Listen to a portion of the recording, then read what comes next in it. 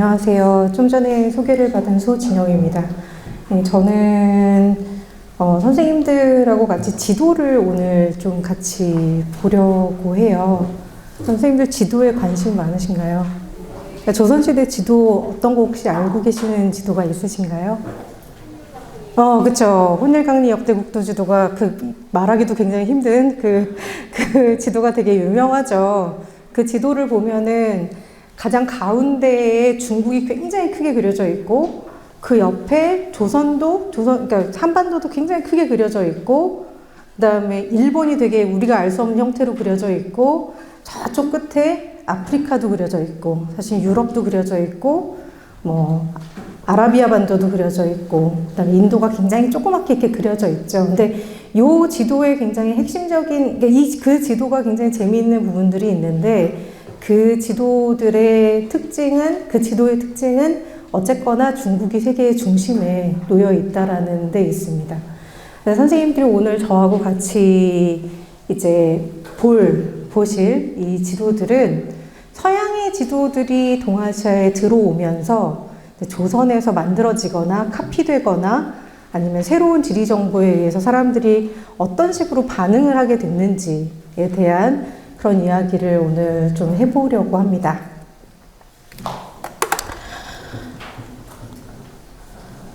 그러니까 일단 조선 사람들, 그러니까 오늘 이제 전체적인 이야기는 이런 얘기들을 하게 될 것 같아요. 그러니까 조선시대 사람들은 자신들이 알고 있는 세계의 바깥에 대해서 어떻게 생각을 했을까?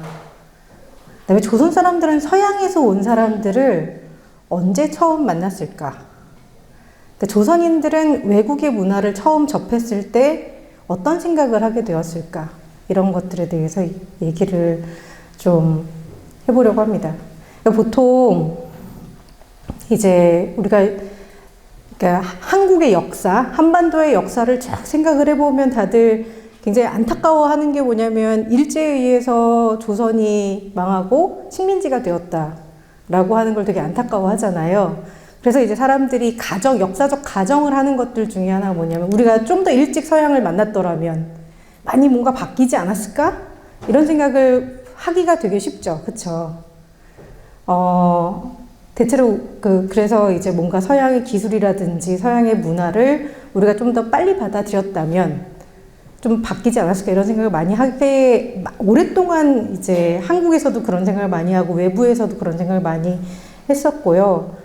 일본 같은 경우도 자신들의 역사를 설명을 할 때 자기 일본의 특이점을 이야기를 할 때 왜 일본이 다른 동아시아 국가들과 차이가 있었는가? 우리는 자발적으로 빠르게 서양을 받아들였기 때문이다 라고 이야기를 하거든요. 근데 그 얘기들은 절반 정도의 진실이라고 해야 될지 한 3분의 1 정도의 진실이라고 해야 될지 그러니까 꼭 그렇지만은 않습니다. 왜냐하면 조선시대의 바깥 세계에 대해서 혹은 서양에 대해서 아는 사람들도 굉장히 많았고 생각보다 많았고 서양의 기술이라든지 과학이나 수학에 관심을 갖는 사람들도 굉장히 많았어요. 근데 그것 자체가 전체 사회를 바꿀 수 있는가, 세계관을 바꿀 수 있는가 라고 하는 거는 좀 별개의 문제라고 할 수 있습니다.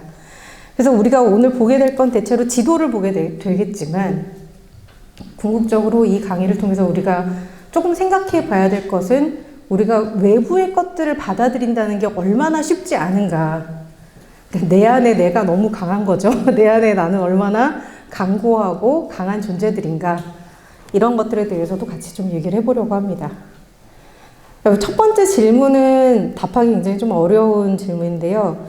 두 번째 질문은 좀 생각을 해볼 수 있겠죠. 조선 사람들은 서양에서 온 사람들을 언제 처음 만났을까요?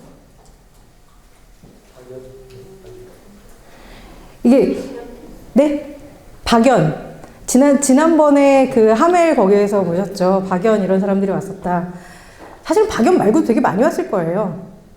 기록이 안 남아서 그렇겠죠. 기록에 남아있는 사람들 중에서 조선에 가장 빨리 온 사람들은 박연이라고 얘기를 하고 그 다음에 이제 얘기가 되는 사람들이 하멜 이런 사람들이 왔다고 얘기를 하죠. 조선 사람들은 서양에서 온 사람들을 봤을 때 뭐라고 생각했을까요? 그것도 지난번에 다 하셨나요? 봤을 때 되게 이상하게 생겼다고 생각을 했어요. 자, 서양 사람들 보고서 외모가 어떻다고 생각을 했을까요? 지금 우리는 외모의 기준이 되게 서양에 맞춰져 있잖아요. 그래서 서양 사람들 되게 예쁘다고 생각하는데, 예를 들면 피부, 서양 사람들 피부가 무슨 색이라고 생각했을까요? 하얗다는 아닙니다. 빨갛다고 생각했어요. 네, 빨갛다고 생각했어요. 그 다음에 털도 빨갛고, 피부가 이제 불구스름한 색깔이라고 생각을 한 거죠. 분홍색 이런 거라고 생각을 한 거죠. 그러니까 우리 입장에서는 그건 흰색은 아니었던 거죠. 그 다음에 외모도 되게 특이하다고 생각을 했고, 여러 가지로, 저게 뭐지? 저렇게 생긴 사람들은 뭐지? 라고 생각을 했다고 해요. 그다음에 외국의 문화라고 하는, 우리가 문화라고 얘기하는 것도 굉장히 범주가 넓기 때문에, 우리가 뭐 예를 들어서 기술력 이런 것도 문화이지만, 밥 먹는 거라든지, 옷 입는 거라든지, 말하는 거라든지, 예의범절이라든지, 이런 게 다 너무 다르잖아요. 그런 종류의 문화를 봤을 때 이 사람들은 어떻게 생각을 했을까? 이런 궁금증을 가지고 한번 보도록 하죠. 우리가 궁극적으로는 조선 사람들은 서양을 어떻게 생각했을까에 대해서 이야기를 하게 될 거지만, 그 전에 서양인들은 조선에 대해서 알고는 있었을까? 알고 있었다면 어떻게 생각을 했을까에 대해서도 한번 생각을 해볼 만하죠. 서양 사람들은 조선에 대해서 알고 있었을까요? 대체로 거기에 그 땅이 있었다는 건 알고 있었던 것 같아요. 그러니까 15세기, 16세기에 유럽에서 만들어진 지도들을 보면은 이렇게 중국하고 일본 옆에 이렇게 형태는 전혀 우리가 상상하는 형태는 아니지만 반도 형태의 땅들을 그려 놓는 경우들이 상당히 있습니다. 그런 경우들이 있기 때문에 조선에 대해서는 인식을 하기 시작을 했지만, 정확하게 조선에 대한 정보들이 유럽에 막 빠르게 나가지는 않았던 것 같아요. 지난 시간에 선생님들이 이제 공부하셨던 하멜 같은 경우에 이제 17세기 사람인데, 조선이 유럽에서 이름이 알려지기 시작한 거는 하멜 때문이라고 생각하면 이건 약간 오산입니다. 사실 천주교에 의해서 먼저 조선은 알려지기 시작을 했어요. 그렇지만 하멜의 이 책은 되게 유명한 책이었죠. 많이 팔리는 책이었습니다. 선생님들이 여기 보시는 이 책이 많이 팔린 책인데요. 이건 하멜이 쓴 보고서에 기초를 해서 각색을 해서 만들어진 책이에요. 그러니까 원래 하멜 보고서에는 그렇게까지 조선에 대해서 아주 폄하적이거나 아주 혐오적인 발언들이 상대적으로 좀 적었는데, 이건 대중들에게 많이 팔아야 되는 책이다 보니 이제 조선에 대해서 더 나쁘게, 더 안 좋게 쓰여진 책이었다고 얘기를 할 수가 있습니다. 이 전에도 이제 예수회라든지 천주교가 이제 동아시아에 들어오면서 계속해서 조선에 이제 선교를 들어오기 위해서 일본 쪽으로 갔었던 천주교 선교사들, 그 다음에 중국 쪽으로 들어갔던 천주교 선교사들이 다 고민을 좀 하고 있었거든요. 예를 들어서 임진왜란 때 조선으로 들어왔었던 규슈 지역의 군대들은 천주교 군대들이 있었죠. 고니시 유키나가 같은 경우가 아주 대표적인 천주교 다이묘였고, 그 사람 하에서 세스페데스 같은 어떤 스페인 신부들이 이제 들어왔다라는 이야기들이 있죠. 그리고 그렇게 들어오고 나면 천주교 쪽에서는 계속해서 유럽 쪽으로 보고서를 보냅니다. 조선은 이러하다 저러하다 하는 이런 보고서들을 계속 보내요. 예를 들어서 제가 이건 서양 쪽 연구하는 사람들한테 듣기로는 임진왜란이 발발하고 나서 유럽이 임진왜란의 사실을 예수회로부터 보고받은 게 딱 한 달 뒤에 보고받았다고 하더라고요, 유럽에서.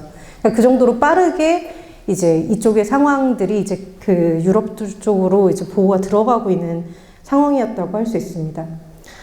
하멜이 1630년에 태어났으니까 조선에 들어온 건 훨씬 뒤일 거 아니에요. 중국에서도 임진왜란에 참여를 하려고 했었던 사람들 중에서 천주교가 있었습니다. 그러니까 이게 참 희한한 일이죠. 그러니까 일본은 침략하러 들어오고 중국에선 도와주러 들어오는데 다 양쪽이 다 조선을 천주교로 만들어 보겠다라는 생각을 가지고 양쪽에서 다 들어오려고 한 케이스들이 있었어요. 그러니까 일본 쪽에서는 이제 다이묘들이 그 십자가 들고 들어왔다고 하고 중국 쪽에서는 들어오려고 하다 실패를 하긴 합니다.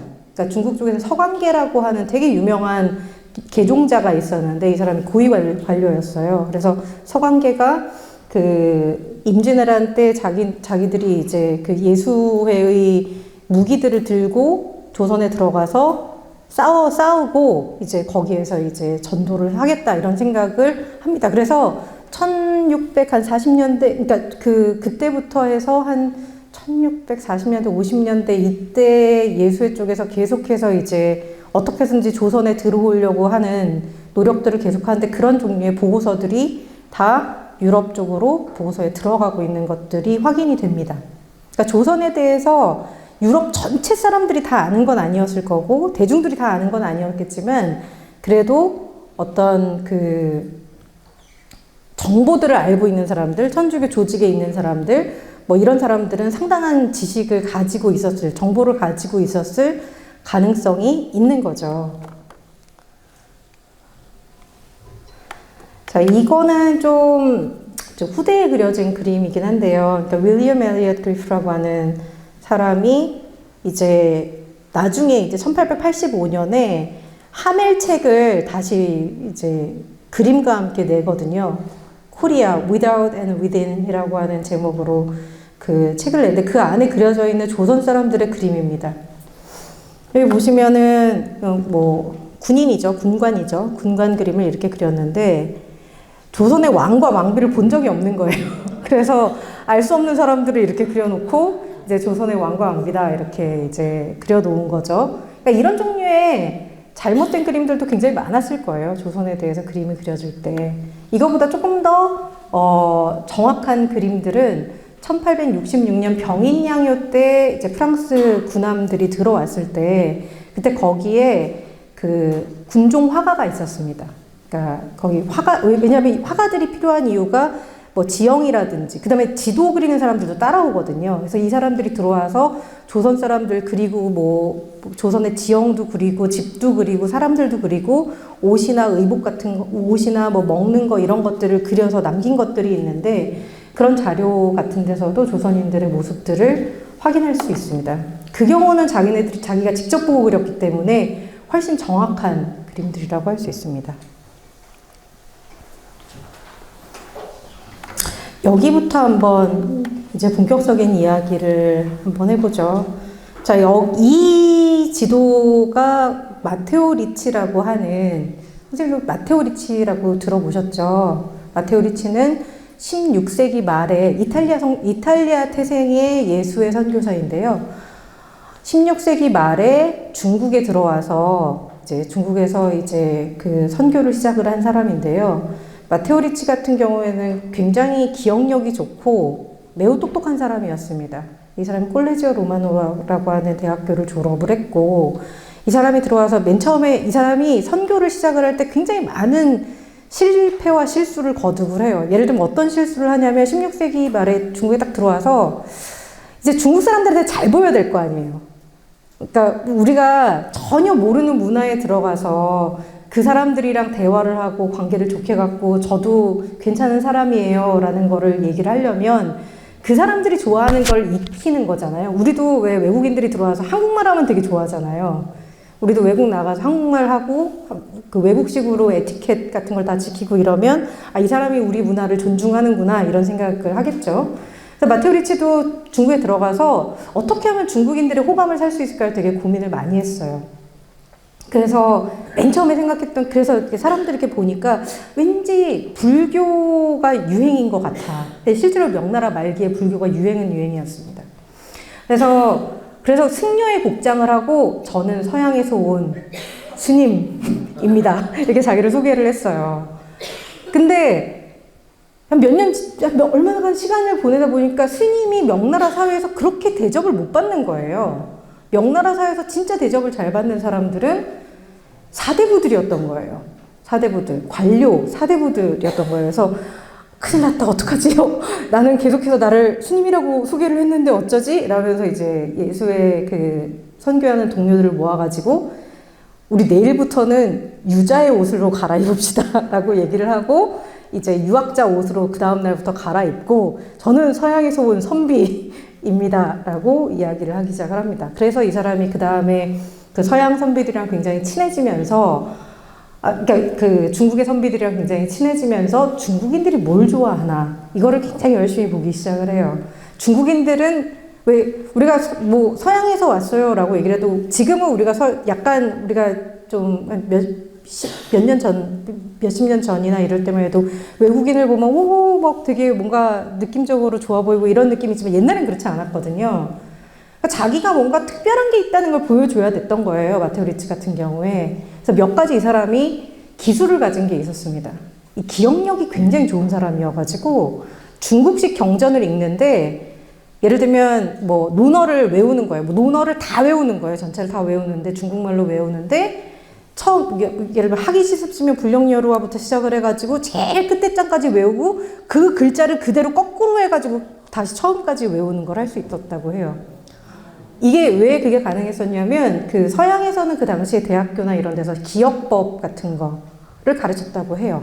그래서 이런 것들을 해가지고 중국인들한테 하니까 아니 중국말 하는 것도 너무 신기한데 얘가 그 우리의 경전을 막 앞으로 읽었다가 그 뒤로 외웠다가 막 모르는 게 없네. 너무 신기했고 두 번째 굉장히 신기했었던 거는 수학과학 문제 푸는 거.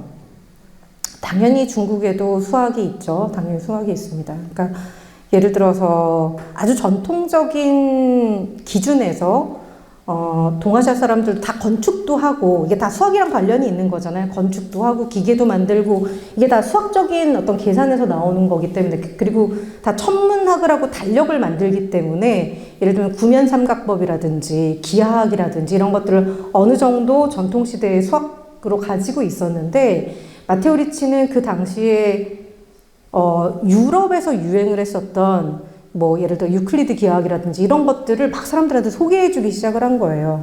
그러면서 뭐 기계를 어떻게 만드는지, 성을 어떻게 쌓는지, 망원경 같은 게 어떤 원리에 의해서 작동하는지 이런 것들을 막 얘기를 해주니까 너무 신기했었던 거예요, 중국 사람들이. 그러면서 중국 사람들이 이제 마테오 리치에게 마음을 열기 시작을 합니다. 그러면서 또 하나 이제 근데 이제 마테오 리치가 중국 사람들을 계속 만나보다 보니까 이 사람들이 똑똑하고 다 좋긴 한데 너무 오만한 거예요.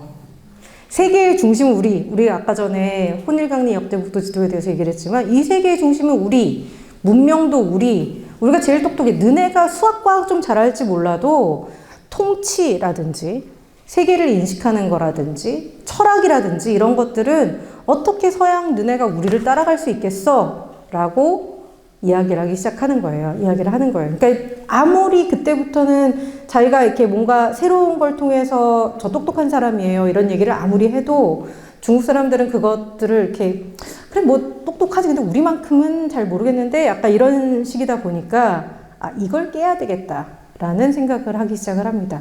그러면서 마테오 리치가 몇 가지 작업을 한 것 중에 하나가 선생님들이 보시는 지도예요. 이 세상에 중국만 있는 것이 아니다 라고 하는 거를 보여준 거죠. 이 지도는 사실은 마테오 리치가 마테오 리치가 처음에 만든 건 1601년인데요. 이 지도는 그 원본이 아니고 일본에서 만든 카피본입니다. 그러니까 제가 이 카피본을 쓰는 이유는 원본이 너무 칙칙해요. 칙칙하고 너무 그 원본은 어디서 보실 수 있냐면 미국 국회 도서관 사이트에서 보실 수 있습니다. 근데 제가 이걸 보는 이유는 일단 색깔이 예쁘고 환하고 이게 사실 여기 잘 보면은 일본 가타카나로 이렇게 뭐가 써져 있긴 해요. 근데 그대로 어쨌거나 그것만 빼면 그대로 옮긴 거고 보시기가 좀 편해서. 근데 이게 사실은 그 당시 유행하고 있었던 르네상스 시기에 유행했었던 유럽의 세계지도의 형태를 동아시아 버전으로 만든 거라고 할 수 있습니다. 그래서 유럽의 버전은 어떨까요? 선생님들 한번 생각을 해보시죠. 유럽의 버전은 가운데 중국이 있을까요? 당연히 없죠. 당연히 가운데 유럽이 있습니다. 이쪽에 유럽이 있고 이쪽에 아메리카가 있고 그야말로 극동의 위치에 동아시아가 있는 거죠. 그러니까 요 버전으로 보면은 우리는 극동이 아니에요. 하지만 유럽은 극서죠. 근데 유럽 버전으로 보면 우리는 극동이에요. 그래서 우리가 보는 것과 우리의 이름을 기억하는 것 사이에 큰 괴리가 있다는 것을 이런 지도들을 보면 알 수가 있습니다. 그럼 여기에 이 지도, 이런 지도들을 통해서 여기 보면 또 여기 천문도도 이렇게 그려져 있습니다. 여기 천문도가 그려져 있고, 여기에 북극이 그려져 있고, 여기 이제 남극이 그려져 있는데요. 이 지도를 통해서 이 세상의 국가들 중에는 중국 네가 알고 있는 국가들이 다가 아니다. 중국 사람들도 국가를 많이 알고 있었어요. 왜냐하면 당시에 중국으로 조공오는 국가들이 굉장히 많았거든요. 그렇지만 그거 말고도 더 많은 국가들이 있어 라고 이야기를 한 거죠. 그리고 이 지도에는 여기에 조선이 이렇게 그려져 있습니다. 그 지도를 확대를 해보면 이렇게 생겼어요. 조선의 지도를 확대를 해보면. 그리고 리치는 이렇게 옆에다가 그 국가에 대한 설명을 이렇게 적어놨습니다. 근데 보시면 형태는 우리가 어잉 싶지만, 보시면 여기 함경도 이렇게 써있고, 평안도도 써있고, 압록강도 써있고, 그 다음에 이쪽에 평양도 이렇게 써있고요. 그 다음에 조선, 충청도, 고백제, 백제가, 고부여, 왜 부여를 여기다 썼는지 모르겠지만, 그러니까 이유는 있습니다. 이게 사실은 되게 중국 쪽에 있었던 되게 오래된 조선의 지리정보에 대한 지식이에요. 어쨌건 여기 황해도도 있고, 전라도도 있고, 그 다음에 고신라 이렇게 있고, 경상도 있고, 강원도 있고, 이렇게 다 그려놨죠. 그 다음에 여기에 이제 뭔가 산들이 이렇게 있다라고 이렇게 해놓고, 제주도 해놓고, 여기 고탐나라고 이렇게 되어 있습니다. 이렇게 다 이제 그림을 그려놓고, 옆에다가 조선에 대한 정보를 집어넣은 거죠. 자, 리치는 조선에 대한 정보를 어디서 얻었을까요? 그쵸, 중국에서 얻었겠죠. 자기가 조선에 들어오진 않았으니까. 여기 보시면 조선은 곧 기자가 붕한 나라로 한당 시기에 모두 중국의 군읍이었다. 우리가 알고 있는 사실이랑 좀 다른 거죠. 그쵸? 그러니까 중국 쪽에서는 이런 종류의 지식들이 좀 내려오고 있었던 거예요. 지금은 조공 속국 중에서, 그러니까 중국에 조공하는 그런 속국들 중에서 가장 최고의 나라다. 제일 우두머리인 나라다. 머리가 되는 나라다. 옛날에는 사만, 예맥, 이런 발해, 이런 나라들이 쭉 있었다. 이렇게, 지금은 전부 다 병합되었다. 이런 식으로 이제 쓰여져 있습니다. 여기 보면 서울이 나와 있지 않고 평양이 나와 있고 이런 것들은 다 좀 이 지식 자체가 이게 16세기 초반에 만들어졌지만 지식 자체는 훨씬 더 오래된 지식의 토대를 둬서 만들어졌다는 것을 알 수가 있는 거죠. 그래서 이런 종류의 이제 이 지도들이 조선에 들어오게 되는 거예요. 리치가 1601년에 이 지도를 만들었다고 말씀드렸는데 조선은 언제 들어왔느냐? 그 다음에 들어옵니다. 굉장히 빠르게 들어와요. 그러니까 조선이랑 명은 굉장히 사이가 좋았기 때문에 중국에 갔을 때 명나라에서 바로 이 지도를 주는 거죠. 자, 이렇게 리치가 그린 정보도 중국에서 이제 중국 사람들한테 물어봐가지고 조선에 대한 정보를 얻어가지고 나가는 거잖아요. 요 지도는 장 바티스트라고 하는, 당빌이라고 하는 되게 유명한 유럽의 지도학자였어요. 이 사람은. 당빌은 동아시아에 와본 적이 없습니다. 근데 어떻게 이런 지도를 만들었느냐. 중국도 굉장히 정확해 보이고, 상대적으로 아까 전에 그 지도에 비해서는 조선도 굉장히 정확해 보이죠. 기본적으로 요 지도는 어떤 지도에 이제 기반을 하고 있는 지도냐면, 17세기 이후에 강희제, 옹정제, 걸륭제, 청나라의 황제들이 이제 중국의 지도들을 굉장히 자세하게 만드는 작업을 하는데요. 그 작업에 참여했었던 사람들이 예수의 선교사들입니다. 마테오 리치가 자기가 중국 사람들이랑 얘기를 해보니까 자기가 신앙 얘기를 하거나 아니면은 무슨 철학 얘기를 하면 다들 관심이 없고 다 과학 이런 거에만 관심이 있다 보니 이제 요청을 한 게 있어요. 유럽 쪽에 교황청이 뭐라고 요청을 했냐면, 좀 선교사들 보낼 때 1급 과학자들을 보내라. 진짜 과학자들 보내라. 자기는 과학자가 아니니까 과학자들이 오면 할 것들이 있다. 그럼 우리가 선교를 하는 게 편해진다라고 해서 진짜 과학자들이 들어오기 시작을 했거든요. 17세기 중반, 그러니까 한 1720년대, 10년대 후반부터 시작해서 이제 진짜 유럽의 카톨릭 계열에서의 가장 뛰어난 과학자들 중에 일부가 들어오기 시작하는데, 뭐 예를 들어서 뭐 소현세자하고 서로 편지를 교환했다고, 만나서 뭘 했다고 하는 아담 샬 같은 경우도 유럽에서 대단한 학자였고, 그다음에 뭐 테렌츠라고 하는 학자도 있는데 그 사람도 되게 유명한 학자였고, 페르난드 베르비스트라고 하는 강희제의 수학 선생님이었다고 하는 벨기에 선교사도 굉장한 이제 그 과학자들이었습니다.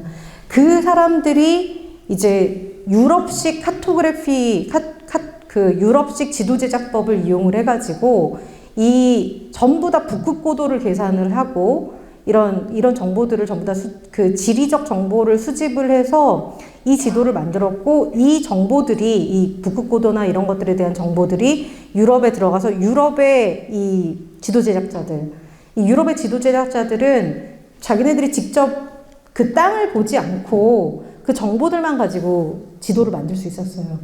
그래서 이제 이 사람도 그렇게 이제 만든 거라고 할 수 있습니다.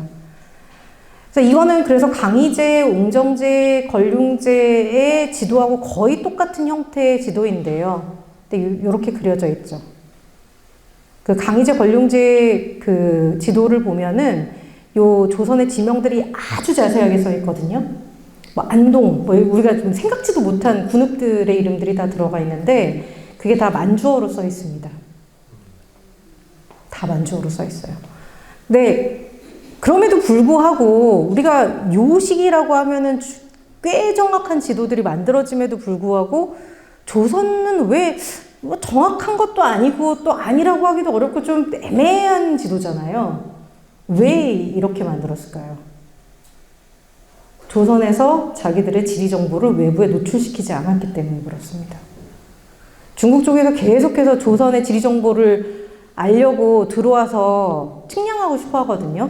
근데 조선 쪽에서는 그거를 함부로 허용하지 않고 이제 그런 게 있었어요. 물론 이제 뭐 안 들어왔던 건 아니지만 모든 곳의 정보를 수집할 수가 없었기 때문에 저렇게 형태가 이렇게 정확하지 않은 형태로 꽤 오랫동안 한 18세기, 19세기까지도 이렇게 있다라고 할 수 있습니다.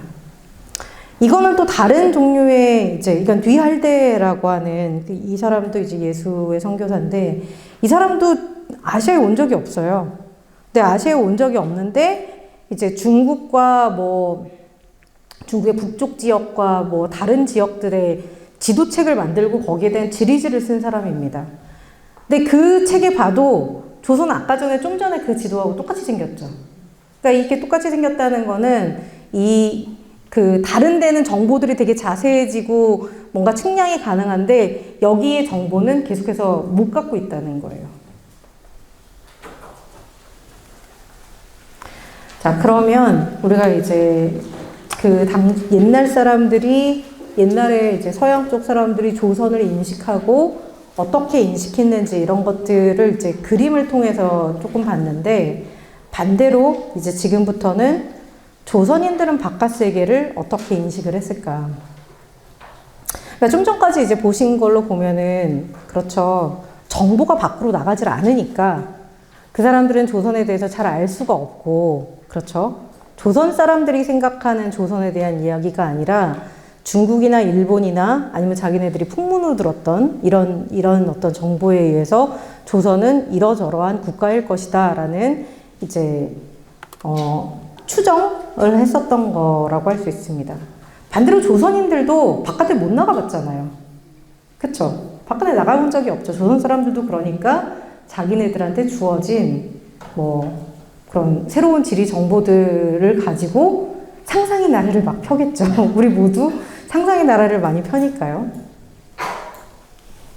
제가 이 작업을 조선시대 사람들이 어떻게 외부에 대한 생각을 하게 됐는지에 대한 작업을 처음 시작을 했었던 게 2019년이었는데요. 2019년도에 제가 지도들을 보다가 너무 막막한 거예요. 왜냐하면 실제 지도를 조선시대에 만들어진 지도들을 보시면 지도가 있고 지리지라는 게 있습니다. 지리지라고 하는 거는 지도와 관련된 여러 가지 정보들을 많이 집어넣은 것들을 우리가 지리지라고 하고요.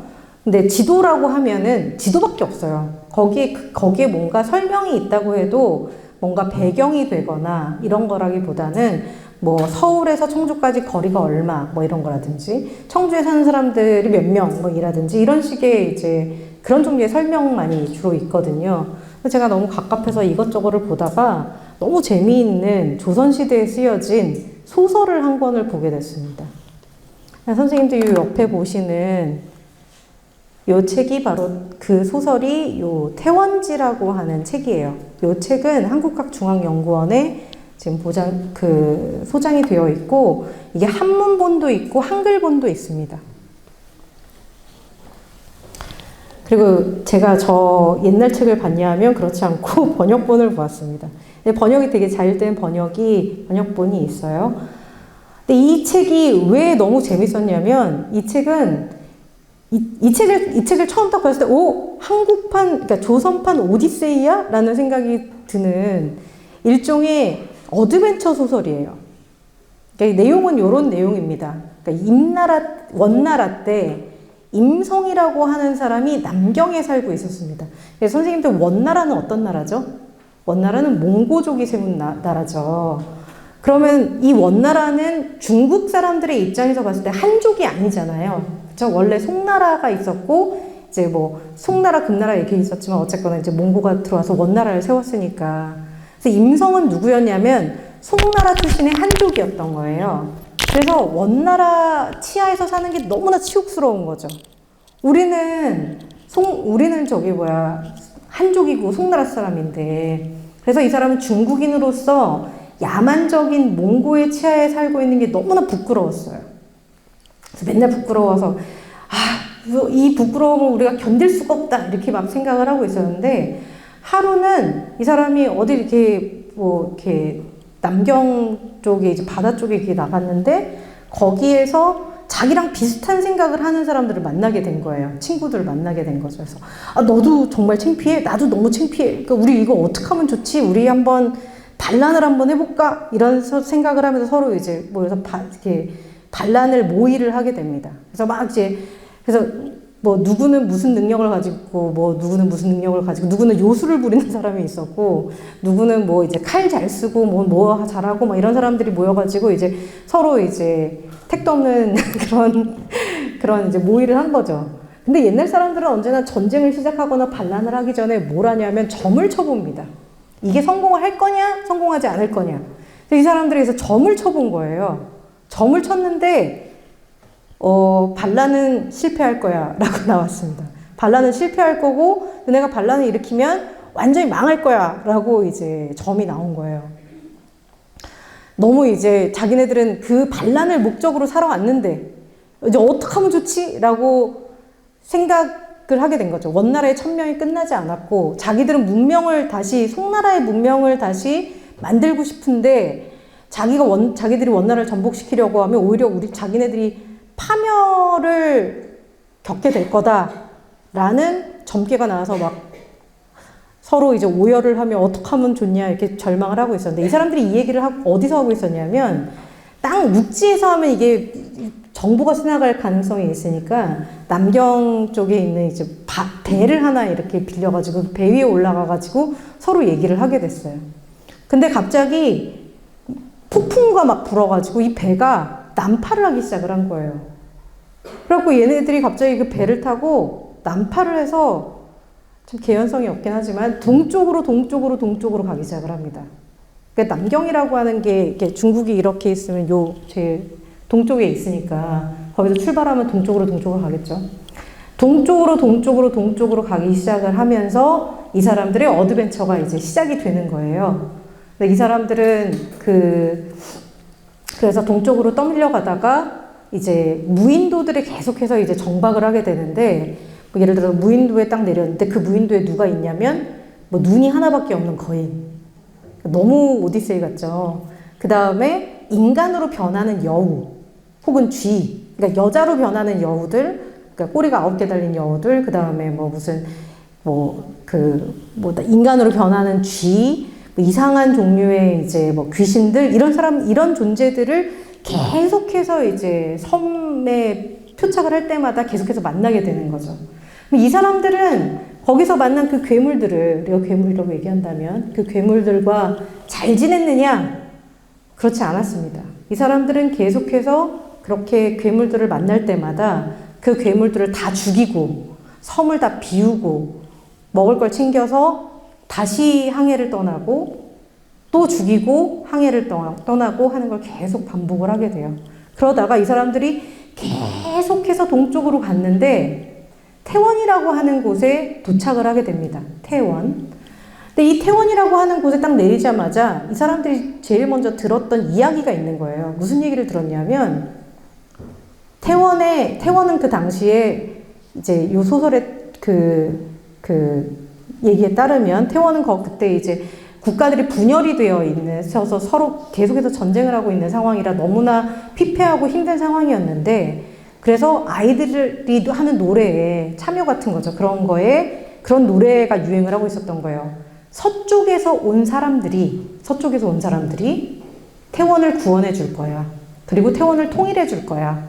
라는 노래가 유행을 하고 있었다는 거예요.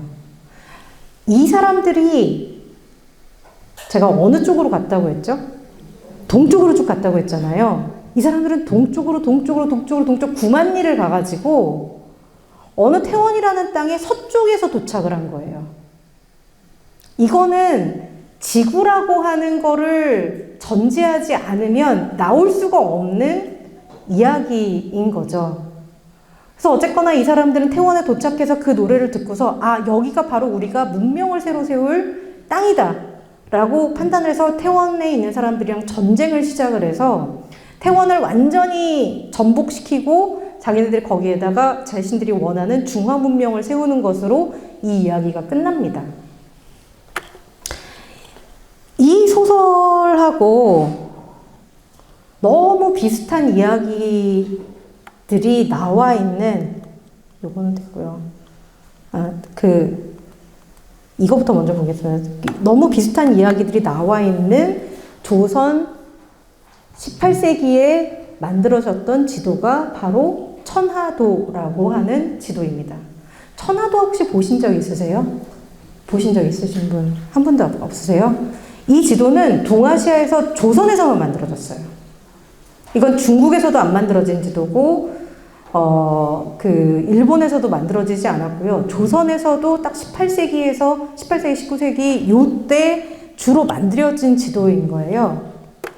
이 지도가 왜 특이한 지도이고 제가 아까 말씀드린 그 태원지하고 공명하는 지점이 있느냐 하면 태원지의 특징을 몇 가지로 얘기를 해보자면 그러니까 임성이나 이런 거 말고 그 장치들 있잖아요. 소설의 장치에서 되게 중요한 장치들이 지구가 둥글다는 전제 위에서 소설을 쓰고 있다는 거, 그 다음에 지구 위에 굉장히 많은 괴물들이 있다라고 하는 요 두 가지가 되게 중요한 전제로 들어가거든요.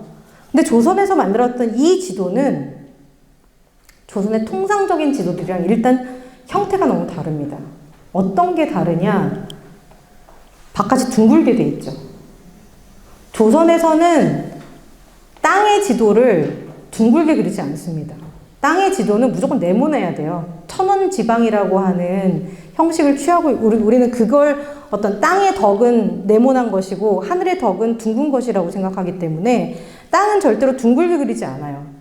근데 거의 모든 99%의 천하도는 99%라고 하니까 너무 심하다. 90%에서 95%의 이제 천하도는 전부 다 둥글게 그려져 있습니다.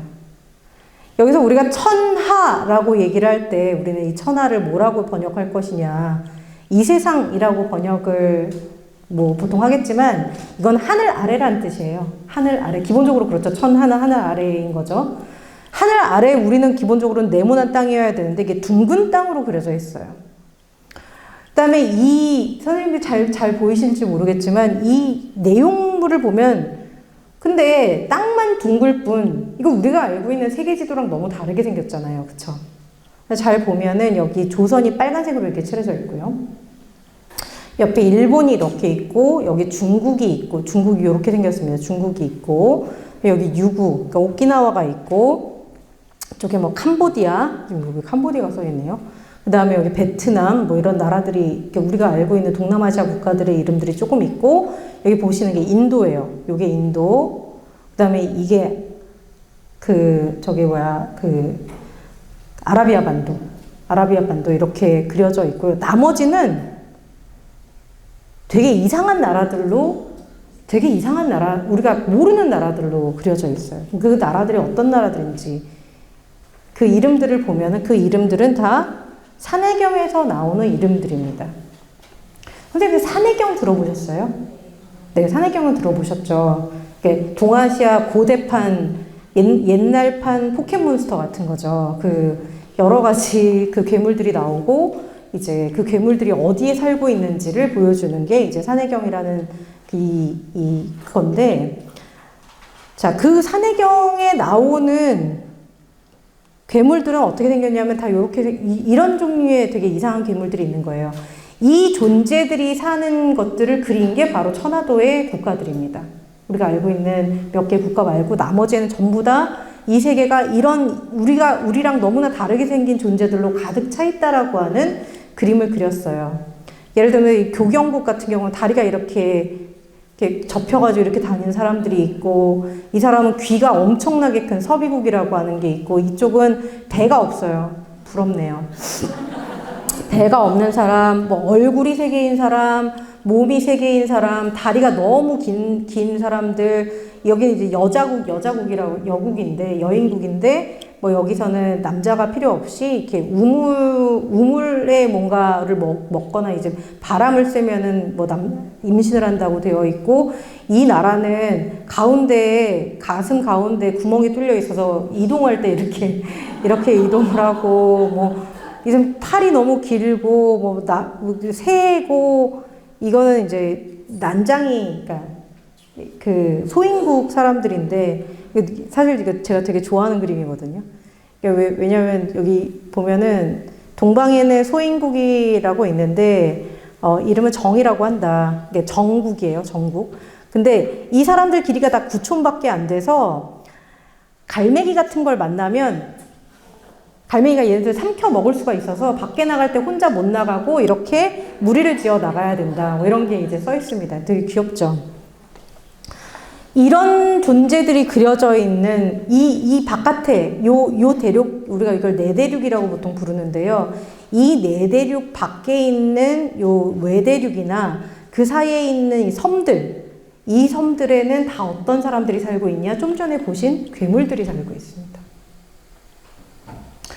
이게 굉장히 좀 흥미로운 거예요. 18세기라고 하는 시점은 어떤 시점이냐? 18세기는 조선에 서양 지도가 들어온 시기라고 할 수 있어요.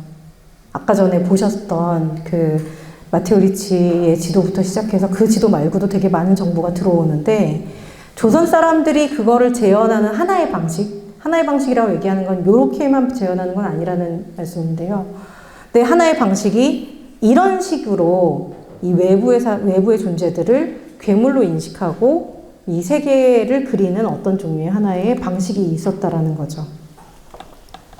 자, 이거는 또 다른, 천화도 되게 많습니다. 조선 진짜 많이 그려졌고, 선생님들이 아시는 거의 모든 박물관에 최소 1개 이상씩 다 있어요. 다 너무 많이 그려졌기 때문에, 국립중앙박물관이나 이런 데는 너무 많이 가지고 있고요. 천화도 자체를 굉장히 많이 가지고 있고, 다른 박물관도 되게 많고, 유럽 박물관들도 하나씩은 가지고 있는 것 같고, 지금도 일본 옥션에 나오고 있습니다.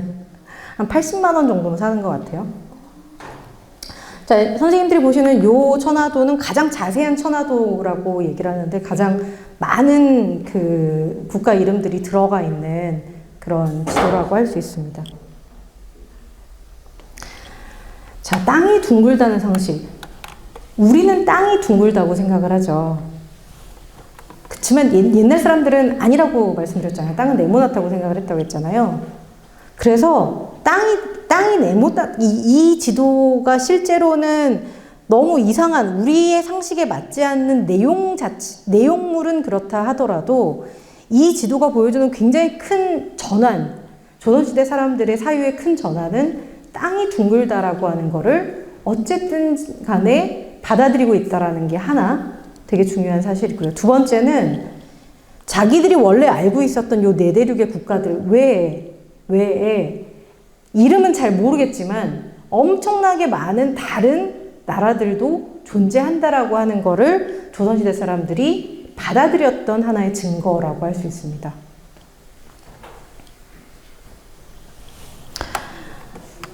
네, 주역이에요. 주역 8개죠. 그러니까 우리가 주역 8개를 우리가 보통 그릴 때는 바깥에 이렇게 둥글게 그리는 게 있고요.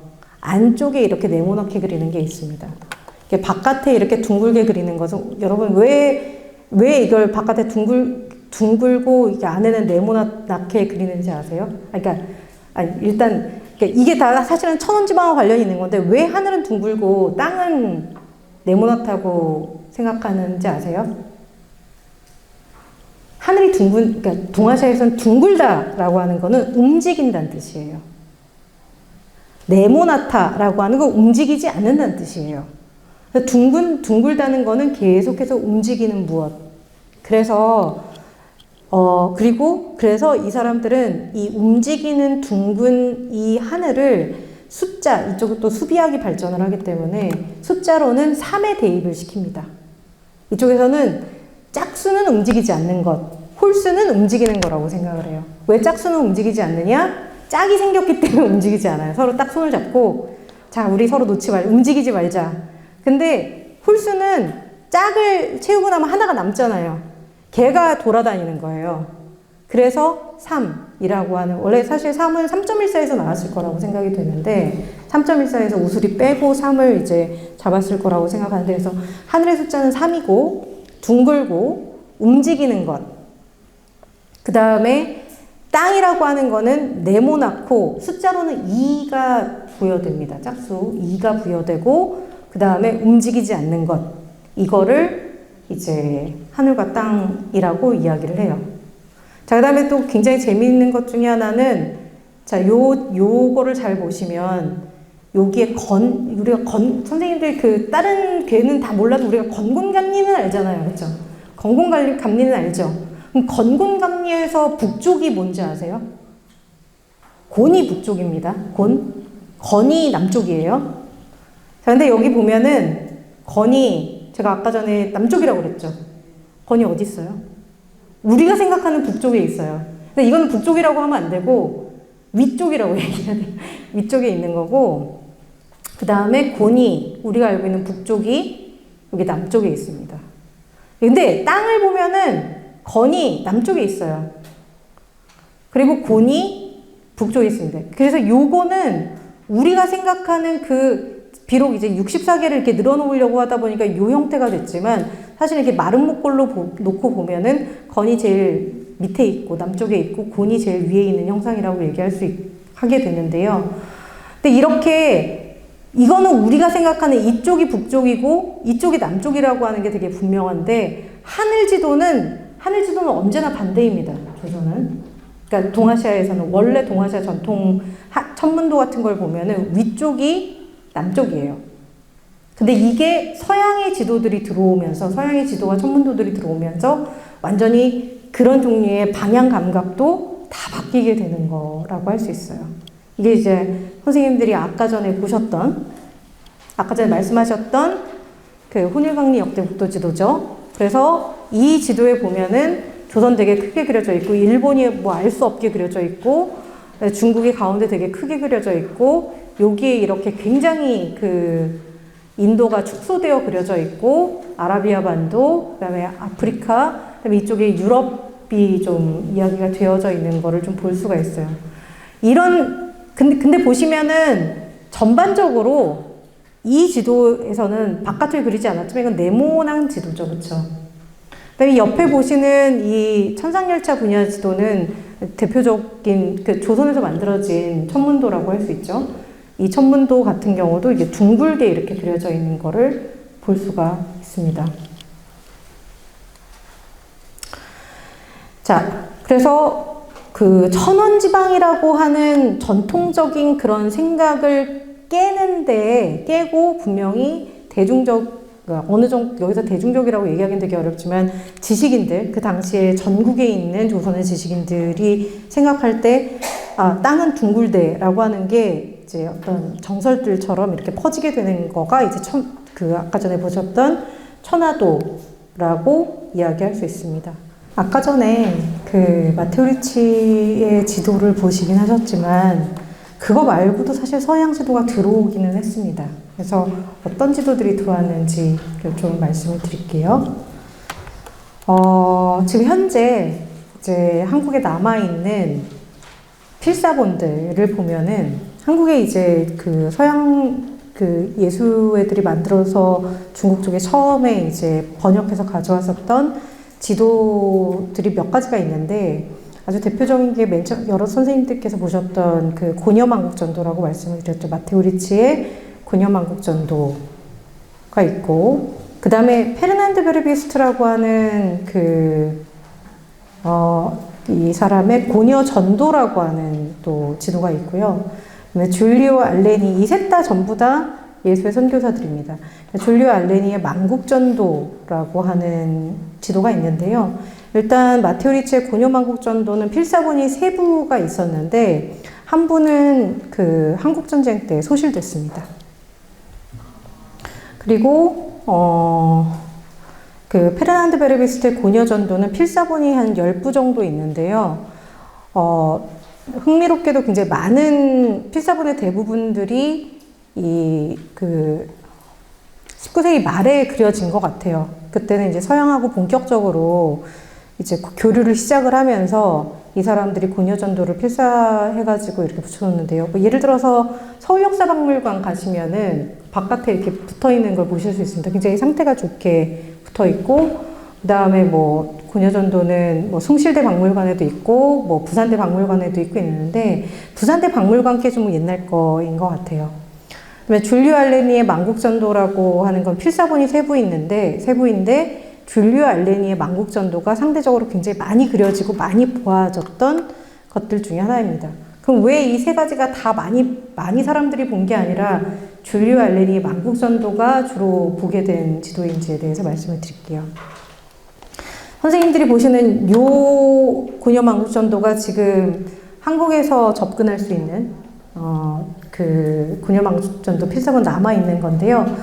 어디에 소장되어 있냐면 서울대학교 규장각에 소장이 되어 있습니다. 근데 보시면 크기를 한번 보실까요? 크기가 원래는 세로 가로 이렇게 쓰는데 제가 가로부터 썼습니다. 531cm, 세로가 172cm예요. 엄청나게 크다는 거죠. 무슨 용도로 이렇게 크게 만들었을까요? 병풍 용도로 만들었기 때문에 굉장히 큰 거예요. 병풍용입니다. 그러니까 지도를 그 당시의 사람들이 이게 우리처럼 이렇게 벽에다 붙여놓고 봐야지 이런 게 아니고 병풍을 만들어서 봤어요. 시기를 보면은 1708년으로 되어 있죠. 이 1708년은 누가 왕이었을 시기일까요? 이게 숙종대입니다. 그러니까 숙종이 이 당시에 어떤 것들을 했었냐면 너무 왕실이 뭔가 권위가 별로 없는 것 같은 거예요. 그래가지고 옛날에 왕들이 가지고 있었던 물건들 좀 다 꺼내봐. 그 중에 괜찮은 거 좀 다 좀 복원을 좀 해보자. 이렇게 얘기를 해서 아까 전에 천상열차 분야 지도 같은 경우도 숙종대 다시 복원이 되는 지도잖아요. 천문도잖아요. 근데 이렇게 아닌가? 맞는 것 같은데. 틀리면 곤란한데. 근데 하여튼 이 지도도 원래 1602년에 이제 그 천추사로 명나라에 갔던 사람들이 받아온 거를 다시 원래 요 지도하고 천문도가 짝인데 상위도라고 해서 이 지도를 재현을 시킵니다. 그 당시 궁정 화가에게. 그래서 잘 보이지 않으시겠지만 잘 보시면 아까 전에 제가 일본식 지도하고의 차이가 일본식 지도 말고 요 지도는 어떤 특징이 있냐면 보시면 동물들이 그려져 있어요. 여기 동물들이 그려져 있고 이쪽에 뭐 괴물 같은 것들도 그려져 있으면 잘 보시면 이건 코끼리가 그려져 있고 뭐 이쪽에는 뭐 이쪽에 무슨 뭐죠? 그 코뿔소 같은 것들도 그려져 있고 여기는 알 수 없는 뭐 동물도 그려져 있고 바다 괴물들 뭐 이런 게 그려져 있는데요.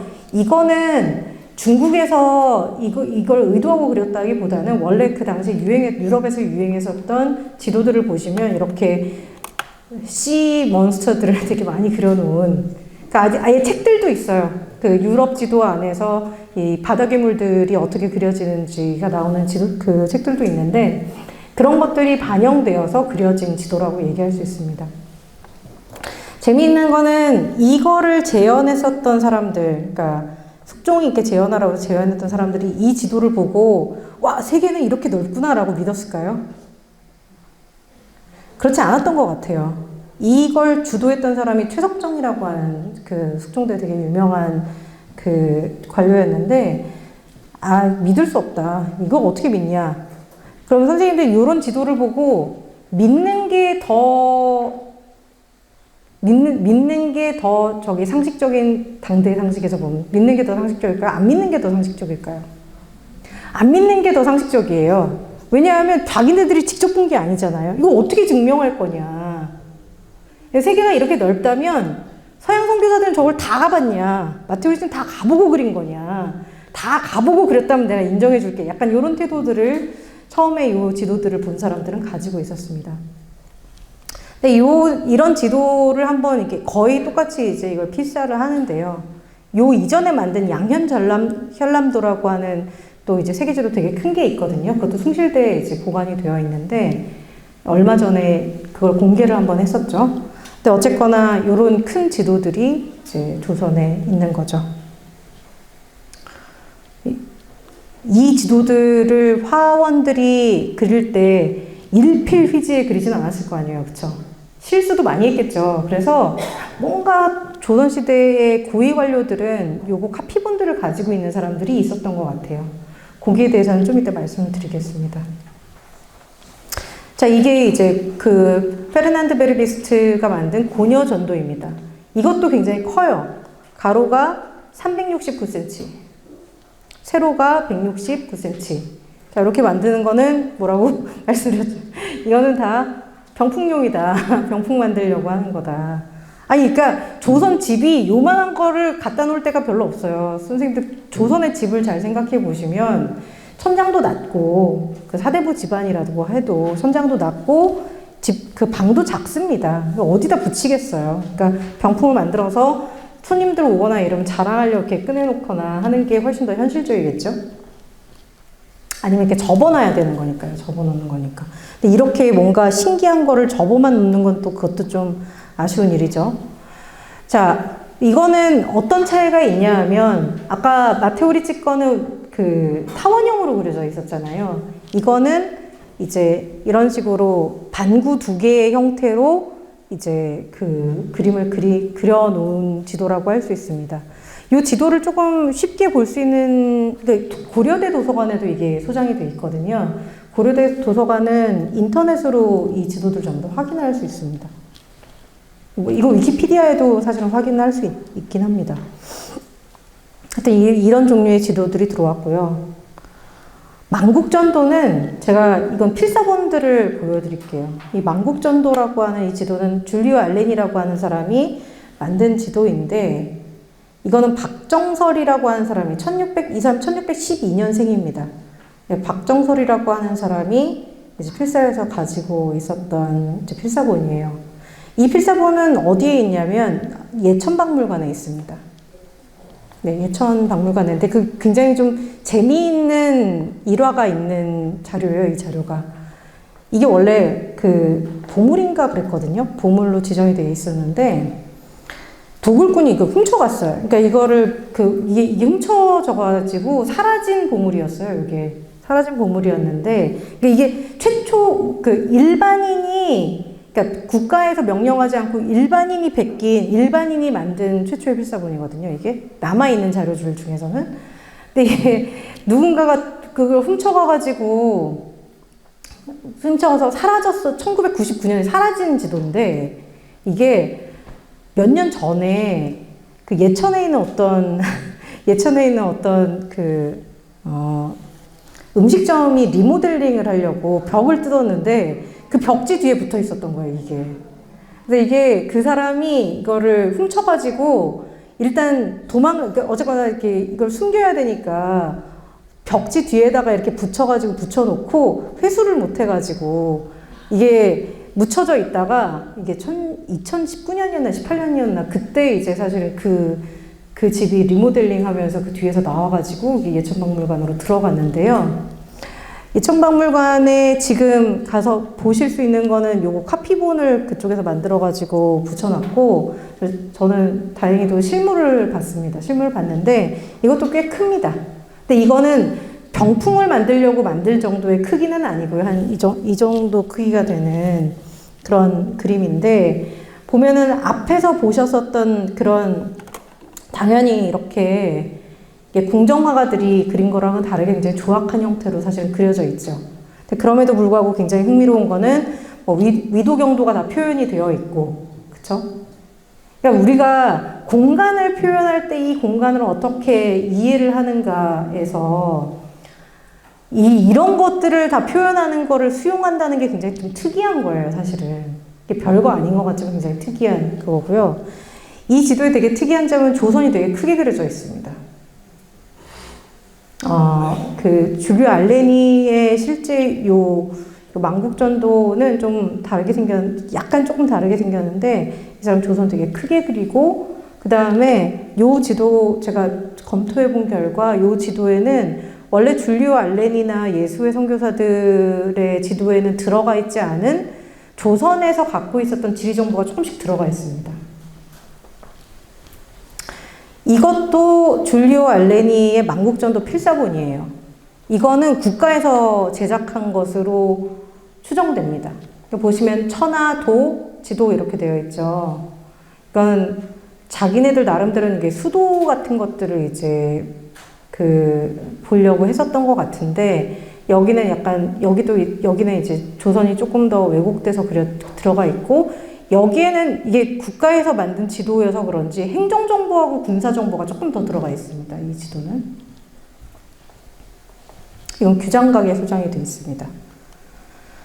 자, 그 다음에 이건 뭐 최양기의 지구위 이런 것도 만들어지죠.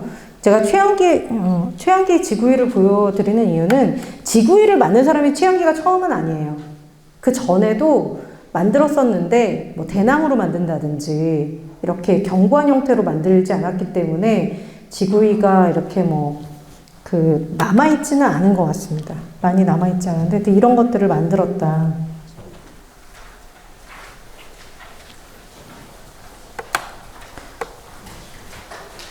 네, 갑자기 여기서 얘기가 확 어려워지는 이야기로 이렇게 딱 넘어갈 건데, 이게 약간 어쨌거나 이렇게 쭉 보셨잖아요. 천하도도 보시고, 뭐, 서양에서 들어온 지도도 보시고, 이제 그랬는데, 제가 천하도를 보면서 굉장히 재밌었던 거는 이런 거였어요.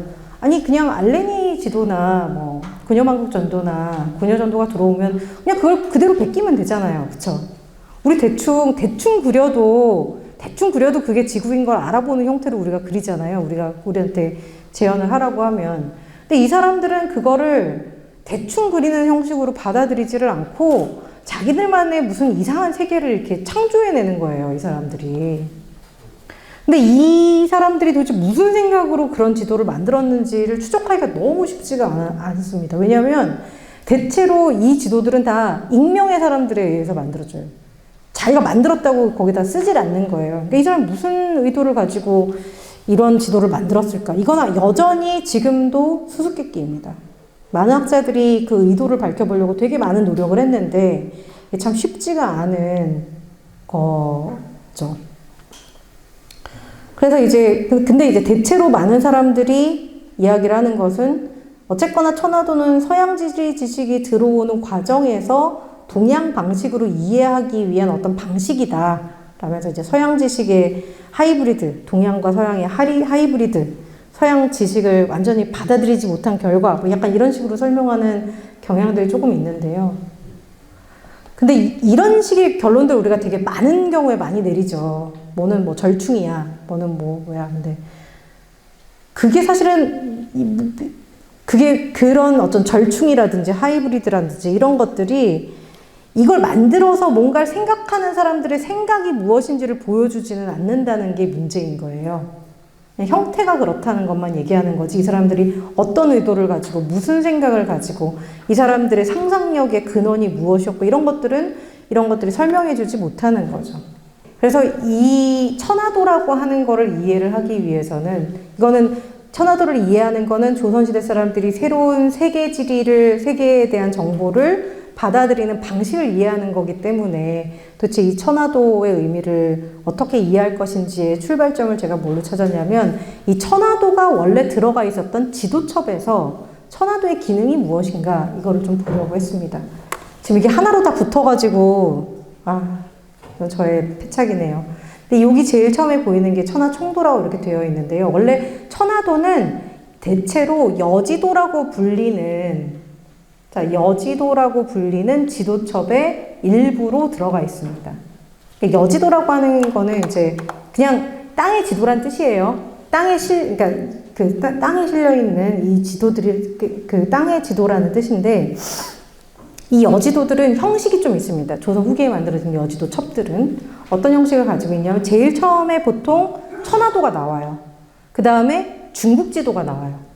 그 다음에 이거는 순서는 좀 바뀌기도 하는데, 조선, 일본, 류큐, 지금 오키나와 이런 지도들이 나옵니다. 그러니까 그거는 일본, 류큐, 조선이 되기도 하고, 류큐, 일본, 조선이 되기도 하고, 그거는 서로 이렇게 좀 바뀌는 것 같아요. 근데 어쨌거나 그렇게 나오고 나서 그 다음에 조선 팔도가 이렇게 나옵니다.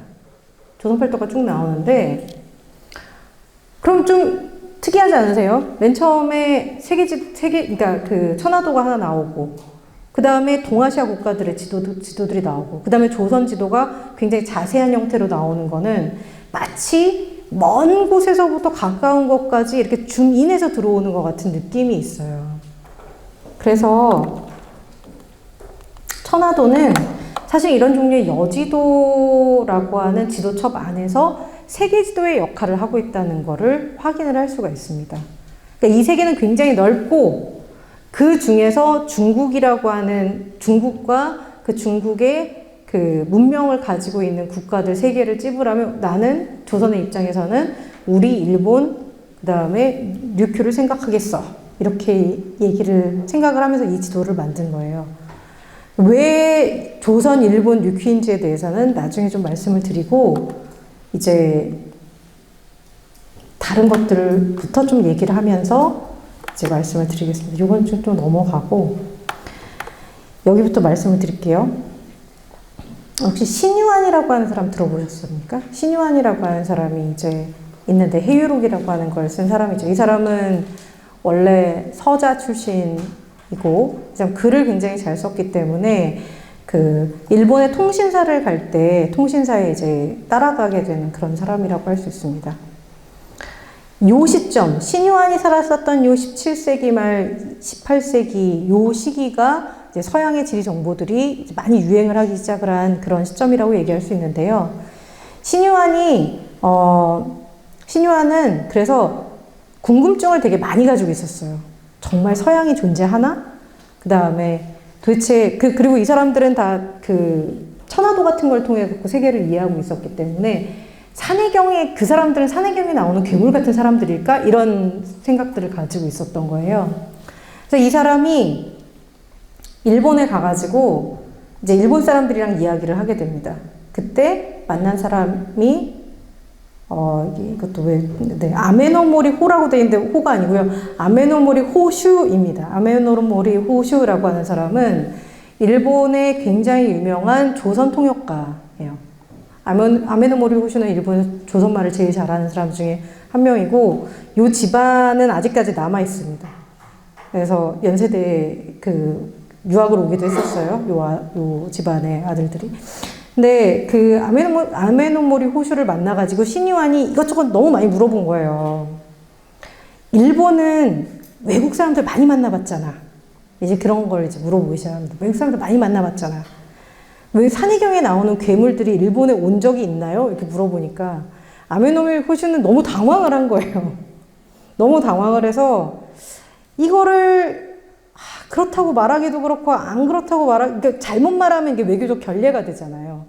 그래서 굉장히 이제 조심스럽게 이 사람이 답을 합니다. 네덜란드와 다른 서양인들이 일본에 통상하러 오기는 합니다. 그런데 그들의 옷과 언어가 우리의 것과 다르긴 하지만 생긴 거는 우리랑 비슷하게 생겼습니다. 이렇게 대답을 해요. 그러니까 신유화는 또 막 그 중간에 제가 여기서 빼긴 했지만 뭐 괴물을 실제로 뭐 어떤 종류의 뭐가 있다고 하는데 그게 사실이냐 뭐 이런 걸 계속 물어보는데 또 막 저는 동해 가운데 여인국이 있다고 들었습니다. 그들을 본 적이 있습니까? 그랬더니 아메노모리 호주가 일본은 바다로 모든 나라랑 연결이 되어 있는데 만약에 여인국이 있었다면 그들을 본 증인이 1000년이 넘도록 왜 없겠냐. 그런 건 없다. 이렇게 대답을 합니다. 신유한이 뭐라고 글을 맺냐면, 아메노모리 호시가 잘 몰라서 그러는데, 사실은 있었고, 그러니까 이 사람은 그냥 자기 확신이 되게 강한 사람인 거죠. 있었어. 그런 게 없었으면은 이런 정보들이 지도 형태로 남았겠어 이렇게 생각을 하면서 있었는데 그런 존재들이 다 있었는데 도요토미 히데요시가 전국을 통일을 하면서 아마도 그런 존재들이 쫓겨났을 가능성이 있다라는 자기 마음대로의 결론을 내리고 글을 이제 맺는데요. 근데 여기서 굉장히 제가 좀 재밌다고 생각한 건 산해경에 대한 언급입니다. 원래 조선에서는 산해경을 별로 좋아하지 않았어요. 유자들이. 그러니까 우리가 고려가 망하고 조선이 이제 건국을 한 다음에 조선 초기부터 이제 어떻게 해서든지 조선을 유교국가로 만들어야 된다고 생각했던 사대부들은 이런 종류의 그 허황된 이야기라고 생각되는 것들을 계속해서 배척하는 경향이 있습니다. 이 사람들이 배척하는 경향이 있다고 해서 민간에서 그걸 믿지 않았다는 건 아닌데요. 많은 사람들은 되게 오랫동안 다 불교 영향하에 있었죠. 근데 그런 맥락에, 근데 어쨌거나 사대부들은 계속해서 그런 걸 배척을 하는데 그 중에 산해경도 좀 들어가는 거예요. 그러니까 이건 너무 말도 안 되는 이야기야 라고 굉장히 냉랭한 태도를 보이다가 갑자기 17세기부터 산해경 많이 봅니다. 근데 그 이유가 무엇이겠느냐를 생각을 해보면 외부에 대한 이해, 이게 세상에 되게 많은 나라가 있다고 하는데 그 나라들은 어떤 나라일까를 이해를 하려고 할 때 대체로 우리도 마찬가지예요. 전혀 모르는 어떤 지식이 갑자기 선생님들한테 주어질 때 이걸 이해하기 위해서 내가 가지고 있는 지식들 중에 제일 비슷한 걸 막 찾아내려고 하잖아요. 그래서 유비를 통해서 우리가 지식을 처음 이해를 하는 게 우리가 지식을 쌓아가는 첫 단계라고 얘기할 수 있는데 그런 도구로서 산해경에 이제 좀 쓰였던 것 같아요. 선생님들이 보시는 요 지도는 삼제도회라고 하는 명나라 때 만들어진 굉장히 유명한 동아시아의 베스트셀러였던 백과사전에 들어가 있는 이 지구예요. 지구의 형태예요. 보시면 뭐 얼추 비슷하죠. 얼추 느낌적 느낌으로 지구를 그 서양식 지도를 그린 거구나라는 걸 알 수 있잖아요. 근데 이 삼제도회가 동아시아에서 굉장히 많이 읽힌 그 책이었기 때문에 조선 사람들도 많이 읽었을 거예요. 그러니까 그런 마테오 리치라든지 이런 사람들의 지도를 만들고 나서 중국에서 유통되는 방식이나 동아시아에서 이런 식의 어떤 세계 지도를 유통을 하거나 아니면 이건 여지산해 전도라고 하는 이건 그러니까 이게 뭐더라? 도서편이라고 하는 책인데 이 도서라고 하는 거는 책을 의미하는 게 아니라 그림을 모은 거라는 거예요. 그러니까 이런 종류의 그림들을 모아가지고 책으로 낸 건데 여기에 이제 그 여지산해라고 하는 거는 이것도 뭐 세계 지도라는 뜻이죠. 땅과 뭐 물과 이런 걸 다 그렸다는 건데 그래서 여기에 보시면은 이렇게 아메리카가 그려져 있고 여기 아시아 뭐 여기 아프리카 이렇게 그려져 있는 형태가 아까 전에 보여드린 그런 세계 지도 형태로 이렇게 그려져서 대중들한테 되게 많이 유통이 되는 형태로 이렇게 유통이 됐을 가능성이 있습니다. 그럼에도 불구하고 조선 사람들은 이거 흉내내면 될 텐데 그렇지 않고 굳이 천화도를 만드는 거예요. 이 사람들은. 자, 이게 아까 전에 제가 만국전도의 카피본들을 보여드렸었는데 이게 만국전도의 원본입니다. 보시면 제가 요렇게 잘라서 이렇게 붙였는데 왜 붙였을까요? 이렇게. 이게 책의 일부라서 그렇습니다. 책 안에 들어가 있어요. 이게. 그 얘기는 아까 전에 보셨던 고려만국전도라든지 만국전도 같이 굉장히 큰 지도들하고 다르게 이 만국전도는 책의 형태이기 때문에 훨씬 유통이 빠르고 쉬웠을 가능성이 있는 거죠. 작고 사람들이 쉽게 볼 수 있고 그런 지도라고 할 수가 있는 거죠. 여기 보시면은 여기 이제 조선이 이렇게 그려져 있습니다. 중국이 이렇게 그려져 있고 일본이 이렇게 그려져 있고 이런 종류의 지도라고 할 수 있죠. 그 알렌이라고 하는 사람이 직방외기라고 하는 책을 썼는데요. 이 직방외기라고 하는 책이 굉장히 중요한 책입니다. 이 직방외기 안에 만국전도가 들어가 있습니다. 직방외기는 왜 중요한 책이었냐면 선생님들이 어떤 종류의 지리 정보가 없는 상태에서 지도를 딱 주면 그걸 읽을 수 있을 것 같으세요? 우리는 어떻게 지도를 읽게 됐을까요? 초등학교 때로 되돌아가서 지도를 처음 봤었던 게 기억이 나실지 모르겠지만 누구도 처음부터 지도를 잘 읽는 사람들은 없어요. 우리는 교육을 받았기 때문에 지도를 읽을 수 있는 거예요. 지도 어떻게 배웠어요, 선생님들? 요새는 어떻게 배우는지 모르겠지만 대체로 나라 이름 외우고, 그쵸? 나라 이름을 매치해서 외우고 수도 이름 외우죠. 이제 그런 식으로 외우고, 그 다음에 자기가 여행을 가게 되면 이제 그 여행 정보들을 이제 수집하면서 지리에 대한 감각들을 늘려나가는 건데, 다시 말하면 조선시대 사람들한테 아무리 지도를 갖다 줘도 너무 신기한 그림이지, 그게 지도로 인식돼서 정확한 지리 정보를 짚을 수가 없는 거예요. 중국인들도 마찬가지였겠죠. 그래서 알레니가 그래서 만든 게 직방외기라고 하는 책입니다. 직방외기란 무슨 뜻이냐? 직방이라고 하는 거는 의미가 있습니다. 직방이라고 하는 거는 중국과, 그러니까 원래는 직방은 중국의 조공으로 오는 국가들을 직방이라고 해요. 그럼 여기는 외라고 이렇게 붙어 있잖아요. 외가 있다는 거는 직방은 빼고 나머지 나라들에 대한 기록을 알려줄게 라는 뜻입니다. 그래서 이 지도에는 아시아 국가들도 나오긴 하는데 중국, 조선, 일본 이런 얘기는 하나도 없어요. 주로 뭐 예를 들면은 중앙아시아, 그 다음에 뭐 서아시아 뭐 이런 쪽 얘기들이 주로 나오고, 뭐 이스라엘 뭐 이런 얘기들이 나오고, 그 다음에 유럽 이런 식으로 이제 나오는 그런 책이라고 할 수 있습니다.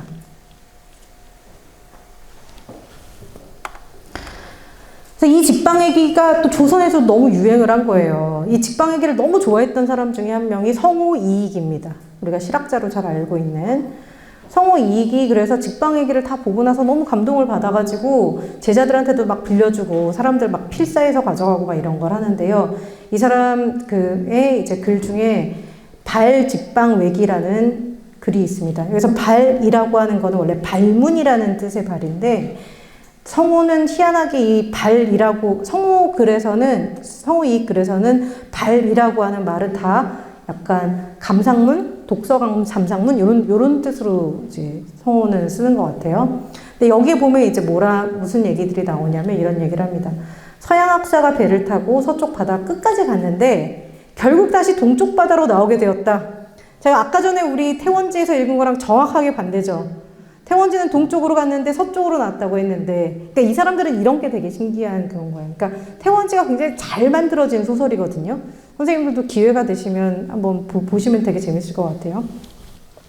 애유락의 직방외기를 살펴보면 대서양은 지극히 커서 끝이 없으므로 서국에서도 대양 너머 땅이 있는 줄 몰랐다고 한다. 그런데 100여 년 전 대신 강용은 콜럼부스의 중국식 이름입니다. 강용이란 자가 동양의 대륙을 찾아 도착하였고, 또 무가라는 마젤란의 유차입니다. 마젤란이라는 자가 다시 동양의 중국 대륙에 도착함으로써 일조한 것이 되었다. 자사는 이제 공자의 그거죠. 그 자사가 한 말의 의미가 이를 통해 마침내 밝혀졌으니 서양 학사가 세상을 두루 돌아다니며 구제하려는 뜻이 아무 도움이 안 된다고 할 수는 없다. 혹자는 저 서양의 지도를 어떻게 믿을 수 있겠는가 라고 하는데 나는 설득력 있는 증거가 있다고 생각한다. 이런 식으로 이제 글을 남깁니다. 그러니까 너무 좋아하는 거죠. 직방외기를 보고 너무 재밌고 좋았던 거예요. 실제로 직방외기 되게 재밌습니다. 직방외기도 번역이 돼서 나와 있거든요. 이제 한국어로 번역이 돼 있는데 보면 온갖 이상한 얘기들이 다 쓰여져 있어요. 이 성우 이익뿐만 아니라, 나중에 이규경이라고 하는 또 유명한 오주 연문 장전상고라고 하는 이 백과사전을 만든 사람이 있는데, 그 사람도 직방회계를 보고 나서 막 너무 외국에 나가고 싶은 거예요. 그러면서, 내가 진짜 몸만 아프지 않았으면 내가 세계 일주를 하는 건데! 이러면서 나폴리에 가면은 뭐가 있고, 말레이시아에 가면 뭐가 있고, 막 이런 거를 자기가 가본 적도 없으면서 그걸 막 읊습니다. 막 읊으면서 세계 여행 가고 싶다 막 이런 얘기를 하고, 이때부터 이런 지도들이 유행하고 직방회가 유행을 하면서 그렇게 조선 사람들이 여행을 많이 다니기 시작을 해요. 여행을 많이 갑니다. 그래서 외국으로는 못 가더라도 국내 여행도 많이 하시고, 산들도 많이 가시고, 그래가지고 그 중에 이제 수염이 엄청나게 긴 사람이 있었는데, 그 사람이 조선의 이제 마테오리치라 불리기도 하고, 이런 일들이 좀 있습니다. 이게 약간 즐거운 유행이었던 거죠. 이런 세계에 대한 정보들이 들어오면서 이제 어떤 땅에 대한 관심도 생기고, 자기들의 공간에 대한 관심도 생기고, 외부에 대한 공간도 생기고, 그러다 보니까 외부에 가고 싶다는 사람들이 되게 많아지니까 어떤 사람들은 거기에 대해 반발심을 가지고, 야, 국내 여행이나 다 하고 가. 약간 이런 사람들도 생기고.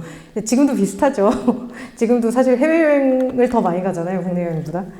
그런 이야기들, 이런 재밌는 이야기들도 있습니다.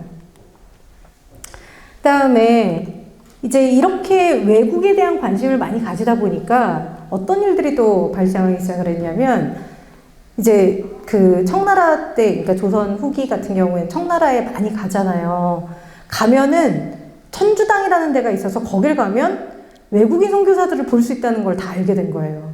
그래서 조선 사람들이 그렇게 열심히 천주교당에 갑니다. 그래서 파이프 오르간도 이제 구경하고, 이제 가면은 숙종 때 요 시기보다 더 이전에 이기지라고 하는 사람이 있었는데, 이기지라는 사람이 천주당에 갔는데 거기서 카스테라랑 와인을 처음 준 거예요. 1711년에 이제 카스테라랑 와인을 거기서 처음 먹어보고, 이기지가 너무 감동을 한 거예요. 이렇게 맛있는 게 있다니. 그래서 이제 이 사람이 이제 레시피를 달라고 한 거죠. 그 사람들한테 레시피를 주세요. 그래서 받아와가지고, 내가 이거 왕에게 만들어주면 깜짝 놀라겠지? 그러고서 막 계란이랑 밀가루랑 섞어가지고 만들었는데 떡이 된 거죠. 왜냐하면 얼마나 서양 제과라는 게 얼마나 쉽지 않은 일이잖아요. 사실은 이게 박력분을 쓸 건지, 강력분을 쓸 건지부터 시작해서 계란을 어떻게 다뤄야 되는지, 설탕을 어떻게 넣어야 되는지, 이 모든 것들의 조건이 다르니까 약간 이게 우리나라 옥수수빵처럼 된 걸 보면서 이것이 아닌데 이러면서 되게 힘들어하고 그랬습니다. 근데 카스테라 자체만 놓고 보면은 이기지가 처음 먹어본 건 아니고요. 일본으로 통신사 갔던 사람들이 카스테라를 먹어봅니다. 그러니까 일본은 훨씬 전에 이제 천주교들이 들어오고, 이제 포르투갈이나 이제 이런 데서 들어왔기 때문에 이제 서양식 식문화가 어느 정도 발달을 좀 했었거든요. 그래서 통신사들이 가면은 그 사람들한테 내준, 어떤 먹을 것들을 내줬는지, 그거에 대한 그림들이 이제 일본에는 여전히 많이 남아있는데요. 거기 보면은 카스테라하고 롤리팝을 먹었구나, 이렇게. 빨간색, 하얀색 이렇게 되어 있는 사탕 있잖아요. 동그란 사탕. 그의 변형이 이렇게 통신사 사절에 디저트에 올라와 있는 걸 볼 수가 있습니다. 하여튼 그런 맛있는 거 먹고 말이죠. 하여튼 그런 일들이 있었죠. 근데 그래서 이런 식으로 조선인들이 굉장히 많이 찾아갔는데, 그 중에 이의봉이라고 하는 사람도 있었습니다. 이의봉이라고 하는 사람도 있었는데, 이 사람도 서천주당에 가서 3번 정도 예수의 정교사들을 만납니다. 그래서 대체로는 필담으로 이제 보통 얘기를 하는데요. 이 사람이 만난 사람은 페르난디도 할러스타인이라고 하는 사람이에요. 이 사람은 굉장히 유명한 수학자였고, 독일인이라고도 얘기를 하고, 다른 나라 사람이라고도 얘기를 하는데, 이 사람이 유럽에서도 되게 펀딩을 많이 받았던 수학자였어요. 그러니까 러시아 펀딩도 좀 받았었고, 좀 특이한 사람인데, 이 사람 만나가지고 이제 얘기를 하는데, 이봉이 계속해서 이제 유럽 대륙의 크기, 유럽 국가의 수, 유럽과 중국 간의 거리, 유럽 정치제도, 지리 지식 이런 것들에 대한 거를 굉장히 많이 물어봅니다. 할러스타인한테. 근데 이 페르난디드 할러스타인의 중국 이름은 유송룡이라고 하는데요. 이 유송룡은 사실 중국 사신 조선인들을 굉장히 많이 알고 있었어요. 왜냐하면 계속해서 이 사람들이 중국에만 있는 게 아니라 조선에도 계속해서 선교를 들어오고 싶어 했기 때문에 조선에 대한 정보를 이렇게 조선인들을 만나면 계속해서 수집을 합니다. 그리고 뭐 이 사람한테 뭐 천문 기기 같은 것도 물어보고 이제 그러는데, 할러스타인은 반대로 이의봉에게 조선의 예수회가 번역한 교리서나 과학서적이나 지리서 같은 게 있냐고 물어봅니다. 그랬더니 이의봉이 조선의 관상감에는 수십 권의 천학초함이 있다고 얘기를 해요. 이 천학초함이라고 하는 책은 1627년, 26년, 27년에 그 이지조라고 한 26년인가 보네요. 29년인가? 29년일 수도 있겠다. 1620년대, 어쩌면 20년대 후반에 이지조라고 하는 중국의 개종자가 있었어요. 되게 유명한 개종자가 있었는데, 중국의 개종자가 그 예수회가 번역한 과학책 10권, 수학과학책 10권, 그 다음에 이제 뭔가 인문서 같은,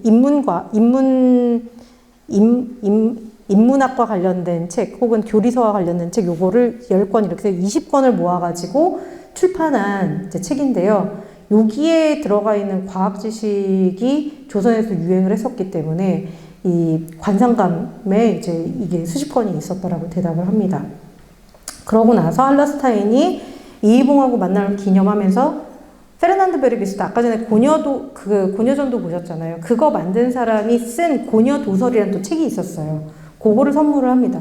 그러니까 고녀도설은 직방외계 약간 그 업그레이드 버전이에요. 그러니까 이런 것들을 가져와서 또 이제 그 사람이 이의봉이 보고 막 너무 좋아가지고 또 막 글로 남기고 막 이렇습니다. 이게 이제 그 천학초함의 이제 직방외기 서문 같은 거고요. 자, 이거는 고녀도설이라고 하는, 아까 전에 그 받았다라고 한 베르비스트의 고녀도설에 들어가 있는 고녀전도입니다. 그러니까 책의 형태로도 이렇게 들어가 있는 거예요. 책 안에 이런 지도들이 들어가 있는 거죠. 생각보다 되게 정교하죠. 그렇죠? 정교하게 그려줍니다. 이거는 중국이 출판이 발전했기 때문에 이제 이런 정교한 거를 만들 수 있는 거라고 할 수 있어요. 직방외기가 또 하나 굉장히 유행하면서 사람들이 좋아할 수밖에 없었던 이유는 이 직방외기가 소설 같아서 그렇습니다. 폐관소설이라고, 허서신이라는 사람이 여기에다가 이제 직방외기에 대한 느낌을 이렇게 써놓은 게 있는데, 직방외기는 꼭 폐관소설 같다라고 얘기를 합니다. 선생님, 폐관이 뭔지 아세요? 왜 그 조선사나 뭐 이런 거 폐관잡기 뭐 이런 얘기 나오잖아요. 폐관잡기 이런 거 사대부들이 해가지고 너무나 문제다라고 누가 말했죠? 정조가 말했죠. 그죠? 정조가 말을 했습니다. 정조가 그런 얘기를 하는데, 여기서 폐관이라고 하는 건 어떤 사람들이냐면, 중국 되게 넓잖아요. 땅이 넓잖아요. 그러니까 지방에 폐관들을 보내요. 그래서 그 지방의 풍속을 조사해가지고 이제 그걸 써서 올리게 합니다. 그럼 사실은 이게 북경의 문화와 저쪽에 이제 뭐 남쪽의 문화는 너무 다르니까 너무 신기한 얘기들이 많은 거예요. 그래서 그거를 이제 그 폐관들이 쓴 글들이 이제 폐관소설이라고 보통 얘기를 하는데, 직방외기가 딱 그런 식의 신기한 얘기들이 많은 거예요. 직방외기에 버뮤다 삼각지대 이런 것도 나오거든요. 그러니까 그런 거 보면 얼마나 재밌겠어요. 네. 그래서 이런 종류의 것들을 처음 접했던 조선인들이 어떻게 읽었을까? 직방외기나 아니면은 그런 책들을 어떻게 읽었는지에 대해서, 네. 제가 사실 이걸 영어로 어디서 강연을 한 적이 있어가지고, 제가 이걸 바꾸는 과정에 못 바꾼 것 같네요. 근데 어쨌거나 이게 그 사람 중에 그런 걸 읽었었던, 되게 재밌게 읽었던 사람 중에 이종휘라고 하는 사람이 있고 위백규라고 하는 사람이 있었습니다. 혹시 이종휘, 위백규 들어보신 적 있으세요? 이종휘는 좀 아시지 않으세요? 이종휘가 발해는 우리 땅 이거 주장했던 사람인데, 만주는 우리 땅 주장했던 사람이에요. 이종휘가. 그 이종휘 같은 사람이, 이종휘라고 하는, 근데 선생님들이 잘 모르실 만해요. 안 유명한 사람들이었어요, 조선시대에. 제가 이종휘하고 위백규가 되게 재밌다고 생각한 거는, 안 유명한 사람들이까지도 이런 거를 봤다, 이런 거를 얘기를 하고 싶어가지고 얘기를 하는데, 위백규라고 하는 사람은 호남의 실학자라고 알려져 있습니다. 호남의 실학자라고 알려져 있는 사람인데요. 근데 요 두 사람이 이제 그런 걸 본 사람이에요. 이 이종희는 소론으로 알려져 있고요. 나중에 동사라는 책을 씁니다. 이 동사가 결국은 달에도 만주 우리 땅, 뭐 우리나라 굉장히 크고 우리가 세계의 문명의 중심이 될 수 있고 이런 주장을 한 사람이고요. 그래서 누가 좋아했느냐? 신채호가 좋아했습니다. 신채호가 그 북방에 대한 어떤 그런 걸 하면서 이 이종희를 이제 다 되살리는 사람이고요.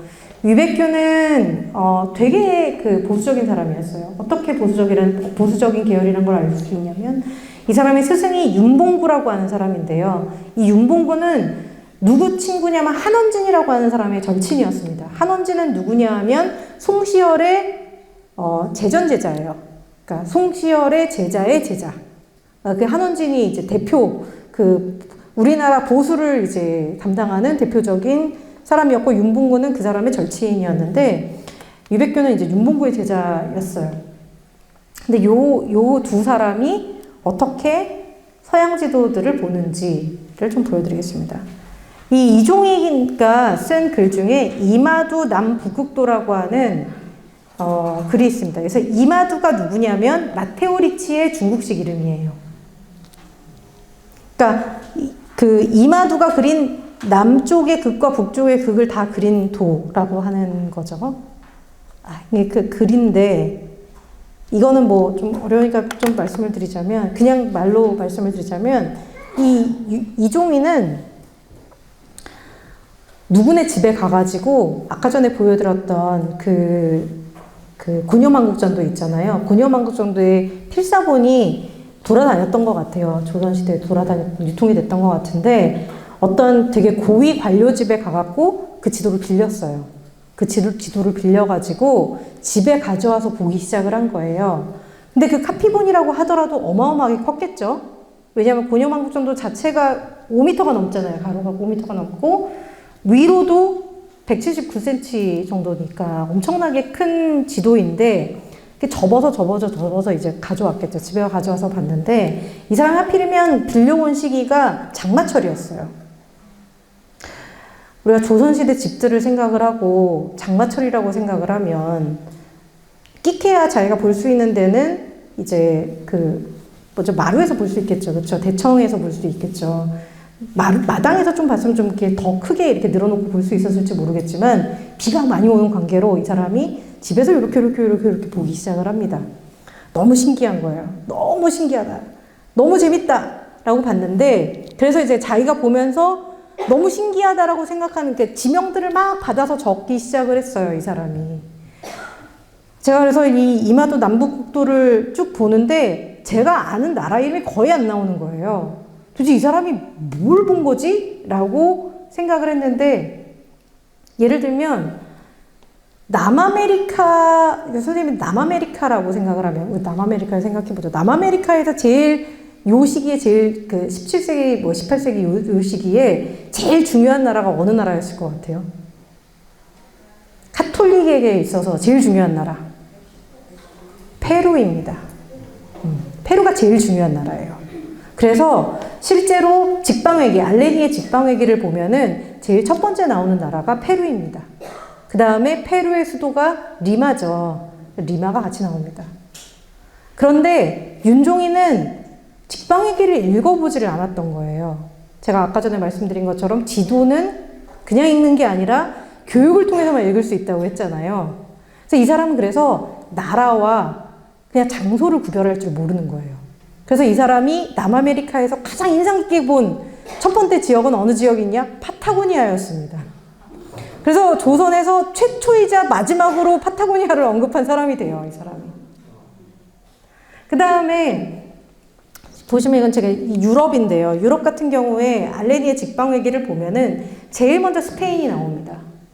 스페인이 제일 중요한 나라거든요. 그 대항해 시대에 제일 중요한 나라고 스페인과 포르투갈과 이런 나라들이 전부 다 이제 그걸 가기 때문에 이제 되게 중요한 나라인데 여기 보시면 스페인이 제일 먼저 나오고 그 다음에 프랑스가 나오고 이탈리아가 나오고 그 다음에 독일 사실 아르마니아인데요. 근데 나오고 그 다음에 플란더스가 나오고 그 다음에 폴란드가 나오고 우크라이나 나오고 그다음에 덴마크 왕국이 나오고 그리스 나오고 모스크바 나오고 그다음에 뭐 이제 지중해의 섬들 뭐 그다음에 북쪽의 섬들 이렇게 쭉 나옵니다. 못 빠졌죠? 선생님 잘 아는 되게 중요한 나라 빠졌잖아요. 영국 빠졌죠? 영국 왜 빠졌을까요? 영국은 중국의 조공국이었어요. 그래서 직방외라고 했잖아요. 조공국이었던 영국 뺍니다. 포르투갈 빠졌죠. 포르투갈도 중국의 조공국. 왜냐하면 마카오 들어와 있었잖아요. 그래서 지금 포르투갈하고 영국이 빠져 있는 거예요. 그거는 너네 기록에도 다 있으니까 봐 이라는 거죠. 너네 기록에서 봐 라는 건데, 그래서 보통 그래서 직방위기를 읽은 사람들은 조선 사람들도 자 유럽에 대해서 말해봐 그러면 스페인부터 말을 하는 거예요. 조선 사람들도 직방위기를 보면 그 나라부터 보는 거니까. 근데 윤종이는 그런 교육이 없이 봤기 때문에 정말 생뚱맞게 고만이라고 하는 나라부터 시작을 합니다. 이 고만이라는 데는 어디냐면 나라가 아니고요. 스텝이에요. 스텝. 초원. 북쪽의 초원. 쿠마니아라고 하는 스텝의 초원인데 지금도 지리학자들한테 쿠마니아를 압니까? 그러면 잘 모르거든요. 그래서 이런 식으로 다 잘 알 수 없는 나라들을 쭉 이게 써놓은 거예요. 이 사람이. 근데 재밌는 건 뭐냐면 이 사람이 보는데 패턴이 좀 있습니다. 이 사람이 분명히 이게 지도가 이렇게 접혀져 있을 거 아니에요. 이 사람이 이렇게 펼쳐보면서 봤던 것 같아요. 아래에서 위로 국가들이 써 있고, 그 다음에 요쪽에서 요쪽으로 이제 이게 보기 시작하는 거예요. 요렇게 보고, 요렇게 보고, 요렇게 보고, 이래가지고 이제 나라 이름들을 쓴 거예요. 그래서 3일 동안 이렇게 나라가 아닌 지역들의 이름을 잔뜩 쓰시고, 그래서 아, 너무 감동받았다. 너무 좋은 걸 봤다. 막 이러고서 이제 이 사람이 그걸 반납을 합니다. 이 윤종이의 그래서 이 케이스가 굉장히 재미있는 케이스라고 할 수 있죠. 그 다음에 위백규 같은 경우는 또 굉장히 또 흥미로운 또 그림을 하나 집어넣으셔가지고 이 사람이 또 재미있는 그 사람이 되게 그런 게 되는데요. 이 위백규라고 하는 사람은 위백규의 이 그림은 기본적으로는 천화도인데요. 이게 네모나게 그려져 있죠. 네모나게 그려져 있습니다. 이 그림이 되게 19세기 말 20세기 초에 유행을 했던 것 같아요. 되게 필사본이 되게 많이 남아있는데, 이 이마두 천화도라고 하는 요 그림을 보시면, 여기 앞에 이마두가 붙어 있죠. 이마두가 아까 제가 누구라고 말씀드렸죠? 마테오 리치라고 말씀드렸죠. 마테오 리치가 그린 세계지도라고 쓴 거예요.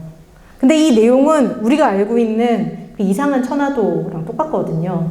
그러니까 이게 뭘 보여주는 거냐면 조선시대 사람들이 이 지도를 보면서 서양식 지도라고 생각했을 가능성이 있는 걸 보여주는 거죠.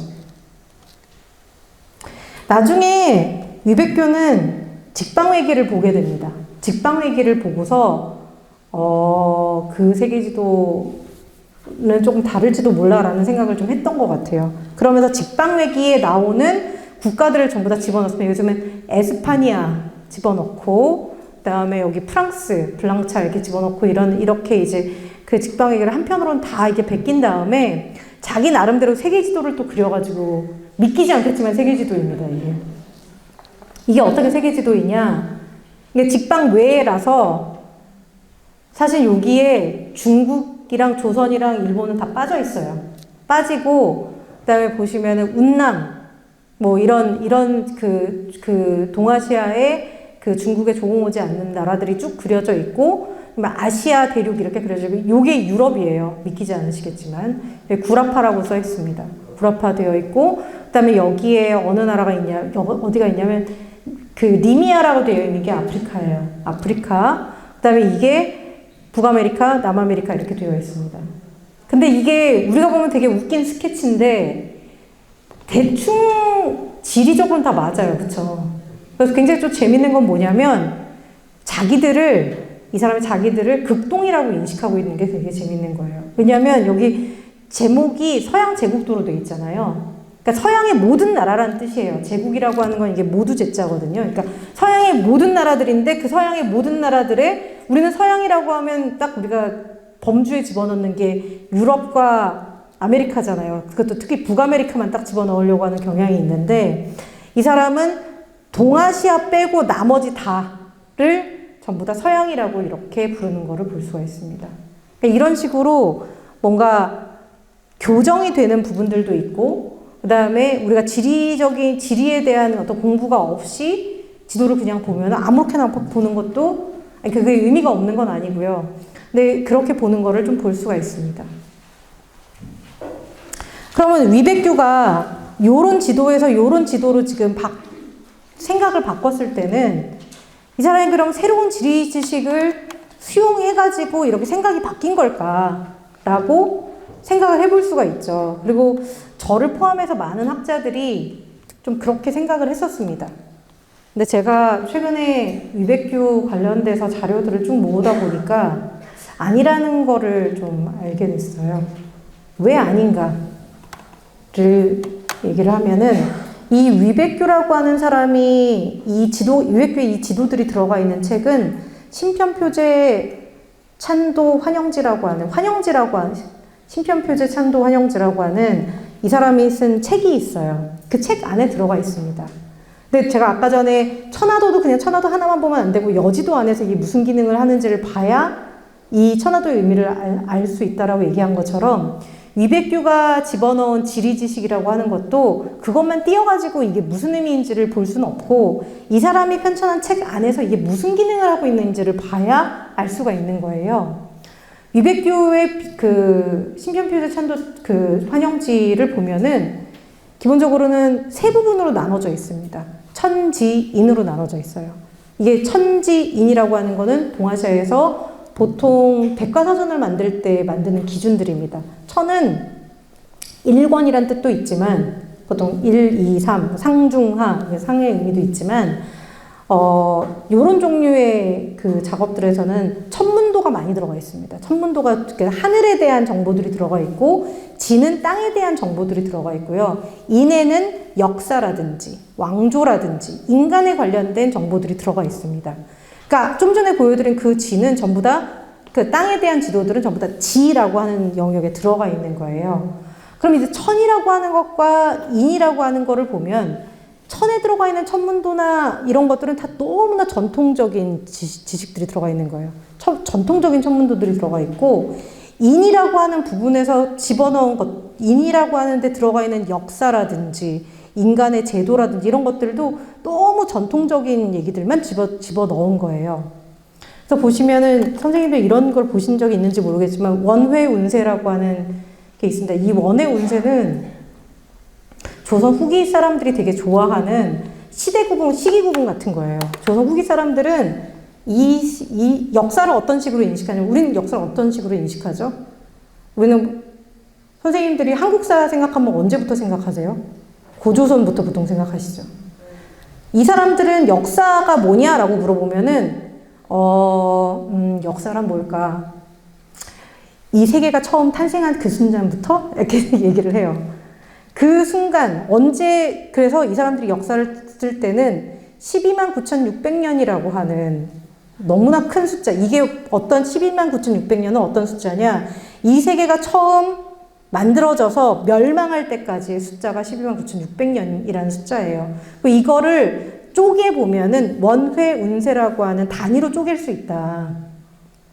마치 이게 rise and fall 이런 거 같은 거예요. 흑망사 같이 이 세계는 처음 만들어져서 점점 좋아지다 점점 나빠진다.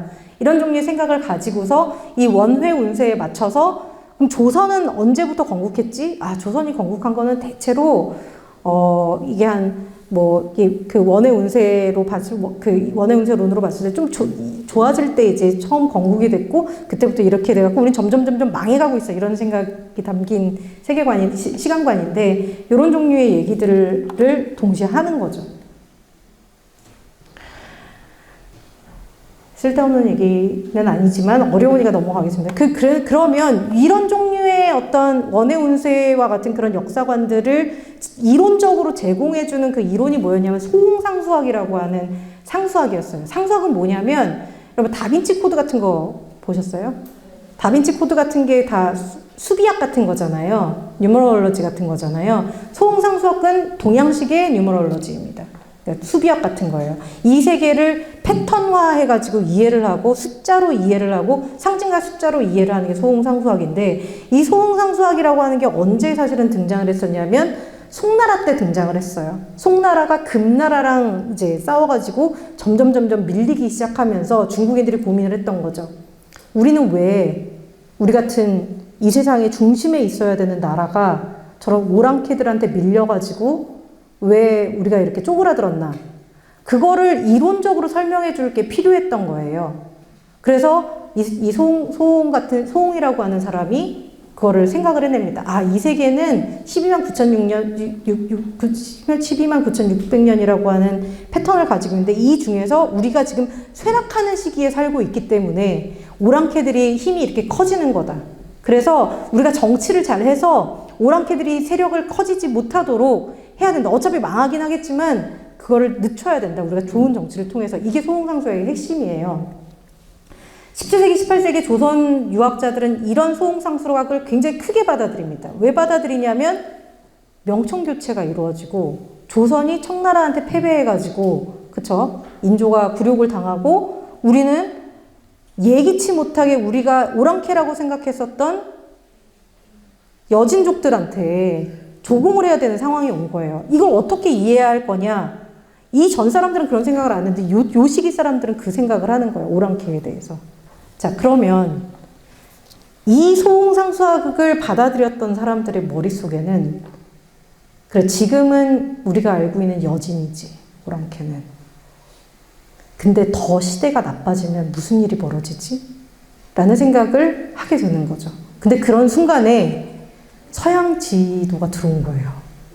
그리고 그 서양 지도와 지리정보에는 뭐가 적혀 있냐면 자기네들이 단 한 번도 알지 못했던 이상한 나라들에 대한 정보가 들어가 있는 거예요.